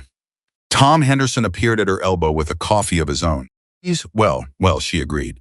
Your father, he said after a moment. He would have loved every second of this, Megan smiled. A full, real smile that reached her eyes and stayed there. He would have been insufferable about it, she said. Tom laughed, the kind of laugh that releases something. He absolutely would have. The licensing board withdrawal came through electronically at 4:17 that afternoon. Brandon had called from the parking lot of the festival, standing beside the dark blue Ram while the community event continued around him, and whatever he said to the board's office had been efficient and complete. Gerald Foss sent a brief confirmation email noting that the complaint had been withdrawn by the original complainant and that the scheduled review was therefore canceled. Megan read it twice, forwarded it to Rachel, and put her phone back in her pocket. Rachel texted back 4 words, "It's actually over then." Megan typed back, "Almost." Rachel's response took 30 seconds. What does almost mean? Megan didn't answer the text. She drove back to the garage in the late afternoon and sat in the service bay in the quiet that always descended there. At the end of a day, the particular piece of a space where work has been done and done well. Where the smell of metal and oil and the accumulated hours of honest labor had soaked into the walls so thoroughly that the walls themselves seemed to exhale something settled and true. She looked at her father's photograph on the shelf. "It's okay, Dad," she said quietly. "We held it." The photograph did not respond. It never did, but the quality of the silence in the garage felt in that moment like something more than empty air. She was still sitting there when she heard the knock at the side door. Not the front, the side door, which was the door that mechanics and people who knew the garage used, as opposed to customers who came to the front. She stood and opened it. Victor Keller, he was alone. No jacket with a gym logo. No authority in the stance, or rather, the authority was still there. Because it was structural in him. Built into how he occupied space. But it wasn't being aimed at anything. He was just a man standing at a side door. I saw you drive past, he said. I was sitting in my car down the block, thinking. About what? About what you said. About what Brandon needs from me that isn't a gym. He looked past her into the garage. Can I come in? She stepped back and let him. He stood in the service bay and looked around with the careful attention of a man making himself observe something rather than evaluate it. The lift, the tools, the organized workbench, the photograph. He looked at the photograph for a moment. Gerald, he said. Yes. He was proud of this place. You could hear it when he talked about it. He turned to look at her. He talked about you too. Not often. Privately, like it was something he held carefully. He paused. He knew who you were, what you were doing up north. Megan was very still. He didn't tell anyone, Victor said. I only knew because he told me once, years ago when he'd had a couple of drinks at a chamber dinner. He said his daughter was doing dangerous work and it scared him, and he was prouder of her than he knew how to say. He looked at her. He said she knew how to take care of herself, and he prayed about it anyway. The garage was completely silent. Megan's throat moved. Once. I didn't know he knew, she said. Her voice was steady. Everything in her was steady. But it was the steadiness of something being held very carefully. He knew, Victor said, and he let you make your own choices anyway. Because that's what he thought a parent was supposed to do. He looked at his hands. That's a lesson I apparently need to learn by failing at it first. Most lessons work that way, she said, after a moment. Yeah, he looked up. Brandon's going to call the Hendersons tonight. And Pete Kowalski. He made a list, I know. Did he also tell you he asked me if he could volunteer at the youth boxing program at the community center? Megan's eyebrows moved slightly. No. Asked me this afternoon. Said he wanted to do something that wasn't about winning anything. Victor's voice had changed in the way that fathers' voices change when something unexpected and good happens with their children. I didn't know what to say. Say yes, Megan said. I did. He put his hands in his pockets. I also called my attorney and canceled any outstanding interest in properties on the Route 9 corridor. All of them. I'm expanding in Portland instead. Thank you. Don't thank me. It's the right thing. He moved toward the door. Stopped. Turned back. For what it's worth, the way you handled all of this. The patience. The not he searched for the word. The not burning everything down when you could have. It wouldn't have helped anyone, she said. He said. But most people would have done it anyway. He looked at her one last time with something in his face that was uncomplicated and real. Gerald raised someone good. He left. Megan stood in the service bay for a long time after that. Long enough for the light outside to shift completely into dark. Long enough for the town to settle into its evening rhythms. The sound of it filtering through the walls, the distant music from the festival still going. A car on Main. A dog somewhere barking twice and then stopping. She picked up her phone and called Rachel. Tell me, Rachel said immediately. Victor Keller just left. He canceled the property interest. All of it. Brandon's calling the customers tonight.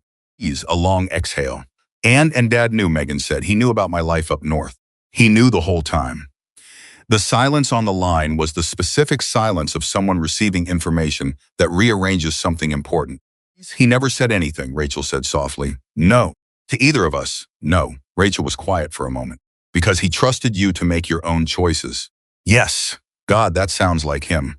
Her voice had something in it that was grief and love in equal measure. The way those things coexist when someone is gone far too early and left behind more than they knew. It sounds exactly like him. Yeah, Megan said. It does. They stayed on the phone without speaking for a minute. It was the kind of silence that doesn't need to be filled because it's already full. Come over for dinner, Rachel said finally. I'll make that pasta Dad used to make. He's the one with the sausage. That sounds good, Megan said. And you're going to tell me everything. The whole story. North Marcus. All of it. No more closed doors. No more closed doors, Megan agreed. She locked up the garage, turned off the lights one by one, and stood at the door for a moment before walking out. The photograph of her father looked back at her from the shelf in the half-dark, familiar and unchanging, and she looked at it long enough to say something she'd been meaning to say for 4 years. I kept it, she said. I kept everything you built. She turned off the last light. She went to have dinner with her sister. And in the dark garage on the edge of Redwood Valley, Oregon, the air settled into the particular quiet of a place that has been taken care of and will be taken care of again tomorrow. And the day after that, and all the days that follow, by the hands of someone who understands what it means to hold something precious and refuse, absolutely and completely, to let it go. The pasta was the right call. Rachel made it the way their father had made it: sausage and fennel and a red sauce that needed an hour on the stove and couldn't be rushed. And she'd started it before calling, which meant by the time Megan arrived, it was already filling the apartment with the specific smell that meant home in the most fundamental, bone-deep sense of that word. They ate at the small kitchen table with the overhead light on and 2 glasses of red wine, and the particular ease of 2 people who have been through something together and are now on the other side of it. Megan told her everything. Not in a single unbroken narrative. It didn't come out that way. It came out the way true things come out when they've been held for a long time. In pieces and sequences and doubled back clarifications. With Rachel asking questions that were exactly the right questions at exactly the right moments, session, and Megan answering them with the full unhurried honesty she'd been keeping in reserve for 4 years. She told her about the years in Portland, about how she'd found her way into that world at 24 after 2 years of feeling like she was drifting through a life that didn't fit her, after working a string of jobs that required nothing from her and gave nothing back. She told Rachel about the discipline of it. About finding for the first time an environment that operated on the same internal logic she did: loyalty earned, not assumed. Respect given based on what you did, not what you said. Consequences real and immediate and not negotiable. I was good at it, she said. That's not ego. It's just true. I was organized. I was calm under pressure. I knew how to read people and situations. And I could make decisions in environments where hesitation was the most dangerous thing. Those things got noticed. And they made you president, Rachel said. Chapter president, Northern Oregon. Not a small thing. Not something I sought. It was offered. And I thought about it for 2 weeks before accepting, because I knew what it meant. What it required. Rachel turned her wine glass slowly. Was it dangerous? Parts of it. We weren't. It's complicated. The popular understanding of what those clubs are is about 30% accurate.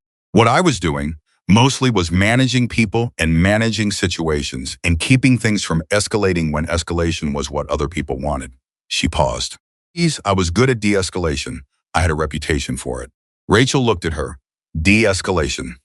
From the woman who took Brandon Keller's wrist in 2 seconds and put him on a 45-degree angle. De-escalation works better when people understand you're also capable of the alternative, Megan said. That's not a contradiction. Rachel laughed, shook her head. Oh, keep going. She told her about the losses. 2 people she'd known well, one of them a close friend, in the space of 14 months. Not violence. One was an accident. One was illness, but the losses landed in a way that rearranged something in her. She told Rachel about standing at the second funeral and understanding with complete clarity that she was tired in a way that sleep wasn't going to fix. That she had given chapter of her life, everything she had, and it had given her back more than she could have anticipated, and it was finished. And then Dad got sick, Rachel said quietly. And then Dad got sick, Megan confirmed. And I had a reason that was also a purpose. I could come home and it wasn't retreat. It was the next thing. Did he know you were coming because of him? He said he didn't need me to come home. He said it twice, very firmly, in that way he had. Megan smiled. And then he said he was glad I was coming anyway. Rachel pressed her fingers against her eyes for a moment. He would. He would, Megan agreed. They sat with that for a moment, the specific bittersweet company of a person who is gone but hasn't finished being present. What about Marcus? Rachel asked. Was it hard, leaving the chapter? Megan considered the question with the honesty it deserved. It was complicated. Marcus understood. He wasn't happy about it, not for personal reasons, for practical ones. Losing someone who knows how to keep things stable is a real operational problem, not just a personal loss. But he understood my reasons and he respected them. She looked at her wine glass. He told me the offer would stand. And Carl Briggs, the man with 3 fingers? Former member. He got out 6 years before I did. Same reason, wanted a quieter life. He settled down here on Route 9. We've stayed in touch. She paused. He's the one who told me about Victor Keller's property acquisitions on the corridor. He noticed it before I did. Rachel sat back in her chair. Ease. She looked at her sister, really looked at her, the way she hadn't quite been able to in the middle of the weeks of pressure, when looking clearly at Megan meant confronting how much she didn't know. You're not a different person, she said slowly. You're the same person. Everything I knew about you is still true. You're just larger than I understood. Yes, I'm your sister, Megan said. That part was never complicated. Yes. No, Rachel said. That part was never complicated. They finished dinner and washed the dishes the way they always did, standing side by side at the sink, Rachel washing and Megan drying, a routine that went back to childhood and had never required discussion. Then they sat on the couch with the second glass of wine and talked until midnight about nothing in particular, a relief, after months of everything being particular. When Megan left, Rachel stood in the doorway and said, tomorrow. Yes, normal day? Normal day, Megan confirmed. Coffee at 7, first job by 8. Yes, I've got a Tacoma coming in for a timing chain. I'll make the coffee, Rachel said. And she smiled, and it was her father's smile, the one that said everything is going to be okay, and I know it's going to be okay, and that is enough. Megan drove home through the quiet town and slept soundly for the first time in a long time. The weeks that followed moved with the particular momentum of things returning to their right shape after being forced out of alignment. It wasn't dramatic. It was quiet and steady and real, which is how the best repairs always go, not the flashy ones. Not the ones that look impressive, but the ones that hold. Tom Henderson brought the Subaru in for its overdue service and stayed to talk for 40 minutes after, which he hadn't done since before all of it started. He told Megan about his son in Seattle and his granddaughter who was starting to walk, and a trip he and his wife were planning to the Oregon coast. And Megan listened with full attention because Tom Henderson's life was real and mattered and deserved to be heard. And when he left, he clapped her on the arm in the way that men of his generation express things they find difficult to say. Pete Kowalski referred 3 people to her in the 2 weeks after the festival. He did it without fanfare, without making it. A thing he just told his brother-in-law and 2 co-workers that Whitmore Towing was where they should go. And they went. And Megan did their work with the same thoroughness she brought to everything. And they came back. The licensing board withdrawal was processed and confirmed in writing. The file on the complaint was closed. Megan kept the confirmation email in the same folder as the service records, not because she needed it for anything, but because she believed in documentation and because it felt right to have the end of a thing recorded as clearly as its beginning. Gerald Foss called personally to express that the board took such complaints seriously and that the withdrawal had been noted alongside the circumstances. He was professional and measured, and Megan thanked him and ended the call and told Rachel, who nodded with satisfaction. Good, Rachel said. Yes, Megan said. Are we going to talk about the business expansion? Megan looked up from the invoice she was reviewing. What expansion? The one I've been thinking about for 2 months while all of this was happening, Rachel said. She had a yellow legal pad in her hand, covered in her handwriting. We have the space on the east side of the lot. If we put up a bay extension, we could take heavy trucks. Pete's brother-in-law, the one who came in last week, he runs a small freight operation. 3 trucks. He's been taking them to Grants Pass for service. That's 80 miles round trip. Megan looked at her sister. I've been doing the numbers, Rachel continued, undeterred. The loan payment would be covered by 2 heavy service contracts. I talked to the bank. You talked to the bank. While you were being very calm and strategic, I was doing math. Rachel held out the legal pad. Look at it. Megan took the legal pad. She looked at the numbers. She turned the page and looked at more numbers. Then she set it down on the desk. You did this during the licensing complaint period, she said. I had to do something with the anxiety, Rachel said. I'm not built for patient endurance. I do spreadsheets. Megan looked at the legal pad again. Then she looked at her sister. Dad would have said yes inside of 30 seconds.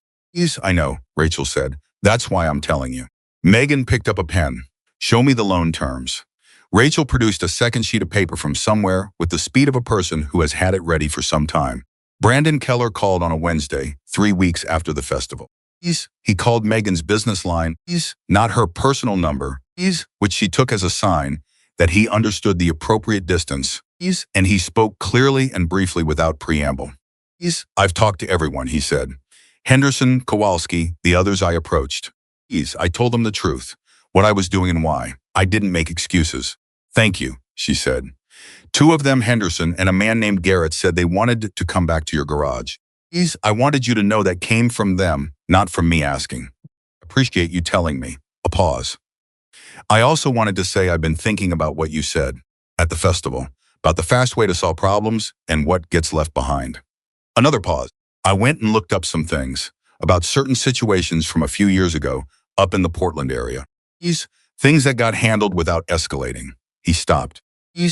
I don't know how much of it was you, but the way some of those things ended, no one got destroyed. People walked away. Situations that could have been very bad just resolved. Megan said nothing. I just wanted you to know I noticed that, he said, that it wasn't only about this town. What you do the way you do it, it's bigger than this. It's just the only way I know how to work, she said. I know, that's what I mean. He cleared his throat. I started at the youth program, the boxing. 3 kids showed up the first week. 6 the second. How is it? Harder than training myself, he said. Completely different thing. You have to figure out what each kid needs, and it's never the same, a beat. I think I'm good at it. I think I might actually be good at it. That doesn't surprise me, she said. Why not? Because you're good at reading people when you're not trying to intimidate them. I saw that from the beginning. A long silence. I'll let you get back to work, he said finally. Brandon. She paused. The program's going to need someone consistent. Not a 1-month project. I know, he said. I'm not going anywhere. She believed him. The twist that came in the 5th week after the festival was not dramatic. It arrived quietly, the way the most significant things often do, in the form of a letter from a law office in Portland that Megan almost didn't open because she was in the middle of a repair and it looked like junk mail. It was from the estate of a woman named Dolores Vance, who had been a legal advocate and community organizer in Portland for 30 years before her death 8 months ago. Megan had known Dolores had worked with her on 3 separate occasions when community members needed legal support that intersected with situations Megan's chapter was navigating. Dolores had been 71, sharp-tongued, deeply principled, and one of the few people outside the club who Megan had trusted completely. The letter informed Megan that Dolores Vance had left a specific bequest in her will, a sum intended to support the establishment or expansion of a community service operation in a rural Oregon community, to be administered by a person of Megan Whitmore's demonstrated character and judgment. The sum was significant. More than significant. Megan sat down on the stool by the workbench and read the letter twice. Then she called Rachel. Come to the garage, she said. I'm literally here. I'm in the office 12 feet from you. Then walk 12 feet. Rachel appeared in the doorway, read the letter, and sat down on the second stool. Dolores Vance, she said. She was Megan stopped. Started again. She was one of the best people I've ever known. She helped people who had no one else helping them. She used to say that the law is a tool, and tools can be used by anyone who knows how to use them. And her job was to make sure the right people knew how. She left this to you, to be used here, in Redwood Valley. For community service, they looked at each other. Rachel picked up her legal pad, the one with the Bay extension numbers, and turned to a fresh page. She looked at Megan. Okay, she said. Let's think. What they built over the following months was not a monument. It wasn't named after anyone or announced with ceremony or designed to impress. It was a thing that worked because it was needed and was run by people who understood what working meant. The Bay extension went up first because Pete's brother-in-law and his freight trucks were waiting, and the math was sound. Carl Briggs helped with the construction. He had contractor contacts from years of projects, and he showed up on the first day with a crew and a level, and the particular energy of a man who has been looking for somewhere to put his hands that matters. The second part of the Vance bequest went towards something that had been quietly needed in Redwood Valley for longer than anyone had formally acknowledged, a small fund for residents who couldn't vehicle repairs but needed working transportation for jobs and medical appointments. Not a charity in the performative sense, a practical mechanism administered through the garage with simple eligibility and no paperwork beyond what was necessary. It was Janet Morse who told the Redwood Valley Courier about it. She didn't ask permission first, which irritated Rachel and secretly didn't bother Megan at all. The article ran on a Thursday, below the fold on the front page, with a photograph that Megan had not agreed to pose for, and that showed her standing beside the tow truck, looking like exactly what she was, a mechanic in her late 30s with calloused hands and a He's level gaze and absolutely nothing to prove to anyone. The calls started the day the article ran. Some from people who needed the fund. Some from people who wanted to contribute to it. 2 calls from neighboring towns asking whether something similar could be set up there, and Megan spent 40 minutes on each call, explaining exactly how they'd structured it and what the administrative requirements were, and handing over everything she knew without reservation, because the point was never to own the idea. Tom Henderson called and said he wanted to make a contribution to the fund in Gerald Whitmore's name. Megan had to put the phone down for a moment before she responded. Victor Keller sent a check with a brief note. The note said no conditions. Please do with it what you think is right. The check was large enough to fund 6 months of operations. Megan looked at it for a long time before deciding to accept it. She called him. You don't have to do this, she said. I know, he said. Brandon's idea, actually. He called it paying it forward to a place that deserved it. I can't argue with that logic. He's a good kid, she said. He's getting there, Victor said, and his voice carried the specific quality of a father who is trying not to hope too loudly in case the hope is fragile. Day by day, that's how it works, she said. Yeah, he said. I'm starting to understand that. Marcus Walker called on a Sunday morning, which was when he usually called. Sundays were when Marcus made personal calls, as opposed to operational ones, a distinction he maintained with the precision he applied to everything. I heard about the Vance Fund, he said. News travels. It does when it's something worth talking about. He was quiet for a moment. She would have been pleased. I know, Megan said. She always said practical idealist she'd ever met. He paused. She wasn't wrong. Megan sat with that for a moment.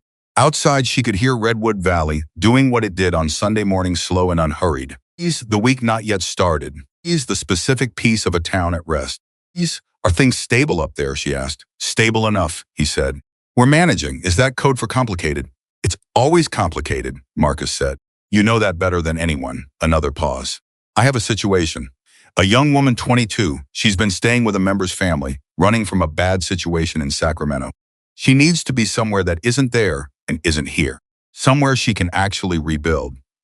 Megan understood the shape of what he was asking before he finished the sentence. What's her name? Lily Chen. She's good people, smart. He's scared right now. What can she do? She was studying accounting.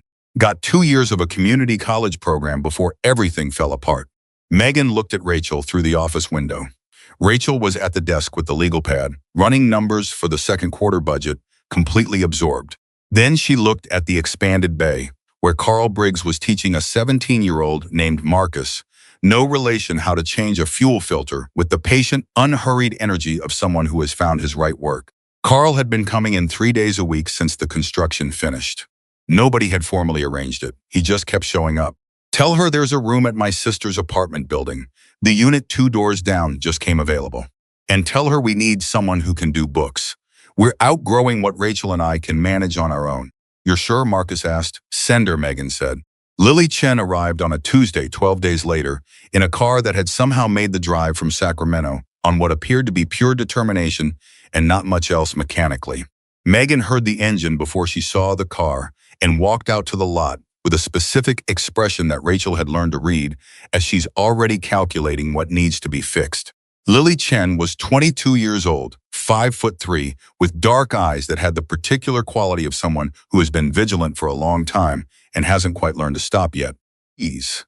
She got out of the car and looked at Megan with the expression of someone who has been told they were going somewhere safe and is withholding final judgment until they have more evidence. Marcus says you're someone I can trust, she said. He's direct, no preamble. You can take your time deciding that, Megan said. You don't have to trust anyone on credit. Lily looked at the garage. He also says you need an accountant. Bookkeeper to start, Megan said. But yes, we're growing faster than our record keeping is. I have 2 years of community college accounting. I'm good at it, I know, Marcus told me. Did he also tell you I need the job in the room and I'm not in a position to be particular about terms? He told me the situation, Megan said. The terms are fair. Rachel will go over them with you. If they don't work, we'll figure out something that does. Lily looked at her for a long moment with those careful, vigilant eyes. Then she looked at the garage again, at the sign above the door, Whitmore Towing and Repair, the letters her father had painted 30 years ago and that she'd repainted twice since, and then back at Megan. Ease. Okay, she said, quietly, with the weight of someone who doesn't say okay easily. Okay, Megan said. Come inside. Danny Reese showed up at the youth boxing program's fourth session on a Saturday morning, which Brandon had not expected, and which caught him off balance in the particular way that expected good things catch you off balance when you've been accustomed to things mostly going wrong. Yes. What are you doing here? Brandon said. I figured you could use another trainer, Danny said. He had his gym bag over his shoulder and was looking at the 6 kids warming up on the community center floor. Coaching is different from training. 2 perspectives are better than one. Yes. Brandon looked at him. You drove up from Medford. Yes. It's 45 minutes for a volunteer gig. Brandon. Danny looked at him directly. Yes. What she did, what Megan did, the whole time we both saw it. Yes. The patience, the choosing not to just end it. He shook his head. I want to be around something like that. Something that's actually trying to build something. You know, Brandon did know. Yeah, he said. I know. They worked with the kids for 3 hours that Saturday. One of the 6, a 12-year-old girl named Priya, who had started out unable to throw a straight jab, and today threw 4 consecutive combinations without breaking form, looked up at the end of the session and said to Brandon, with the completely unself-conscious confidence of someone who hasn't yet learned to hide what they think, "You're a good teacher. You explain things like they matter." Brandon looked at her for a moment. "They do matter," he said. "I know," she said. "That's what I mean. You act like they do." He drove home thinking about that, about the difference between being good at something and acting like it matters, about how long he'd been performing competence as a form of superiority rather than offering it as a form of service. Ease. About a 34-year-old woman who fixed engines and kept records and showed up every single day, not because the work was real and the people it served were real, and that was the whole point. Ease. He called his mother that evening. Ease. Sandra Keller. Ease. Sandra Park again. She'd gone back to her name after the divorce. Ease. Living in Eugene now. Ease. Teaching high school physics. Ease. Making her own kind of sense of the world. They talked for an hour. Ease. Which was longer than they'd talked in years. Ease. And he told her about the youth program and about Megan Whitmore and about the festival and about what the last several months had cost him and given him. And she listened the way she'd always listened, fully. Ease. Without interruption, ease, without rushing toward reassurance. And when he finished, she said, "Ease, that woman sounds like someone worth knowing." "She is," he said. "Are you going to apologize to her?" "Really, apologize, not just the words." "I've been trying to figure out what that looks like," he said. "I don't think it's a conversation. I think it's just what I do from here." "Ease." That," Sandra said, "is the most mature thing I've heard you say in 24 years. Ease. Don't get used to it," he said. Ease. And she laughed. Ease. And the sound of his mother laughing was something he hadn't heard in a long time. Ease. And it landed somewhere in him that needed it. The afternoon that Megan understood everything had genuinely, permanently changed was not a dramatic afternoon. Ease. It was a Thursday. Ease. 3 months after the festival. Ease. Gray and cool the way Oregon in winter is gray and cool settled into it. Ease. Not apologizing for it. She was under a Ford Ranger doing an exhaust inspection. When she heard footsteps, she recognized the particular weight and rhythm of someone she'd gotten to know by sound, and she slid out and stood up. Carl Briggs was standing in the center of the bay with the young man he'd been teaching, Ease. Marcus Jr., Ease, who had turned out to have extraordinary mechanical instincts and was currently, Ease, officially, Ease, the garage's first apprentice. Lily was visible through the office window, working at the desk Rachel had set up for her, her full attention on the screen in front of her. Rachel was on the phone, leaning back in her chair with the legal pad balanced on her knee, running numbers out loud into the phone with someone at the bank. Pete Kowalski's brother-in-law's freight truck was in Bay 2, getting its 6-month service. The Vance Fund had covered its first 3 applicants that week. Priya, the 12-year-old from the boxing program, had told her father about the garage's apprentice program, and he'd called to ask about a summer job for his oldest son, Ease, who was 16 and wanted to learn a trade. Ease. And outside, Ease, in the lot that had once been a site of deliberate harassment, Ease, a tow truck with fresh paint on the lettering and new tires and a repaired injector system sat ready for the day's calls, wearing her father's name on the door the way it had always worn it, the way it would go on wearing it. Megan stood in the middle of her garage and felt the full weight of everything it had become, not the weight of burden, but the other kind.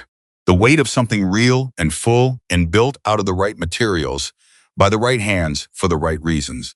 He's, Carl caught her expression. He was a man who noticed things. He's, you all right, he said. Yes, she said, you've got that look. He's, what look? The look like you're doing the math and the math came out right. She smiled. Ease. It was the smile that reached her eyes and stayed there. Ease. The one that her father had worn in the photograph on the shelf, the squinting into the sun smile. Ease. The all of this is good smile. Ease. The smile of a person who is exactly where they're supposed to be. The math came out right, she said. She picked up the torque wrench and went back to work. Ease in Redwood Valley, Oregon. Ease on a gray Thursday afternoon in winter. Ease.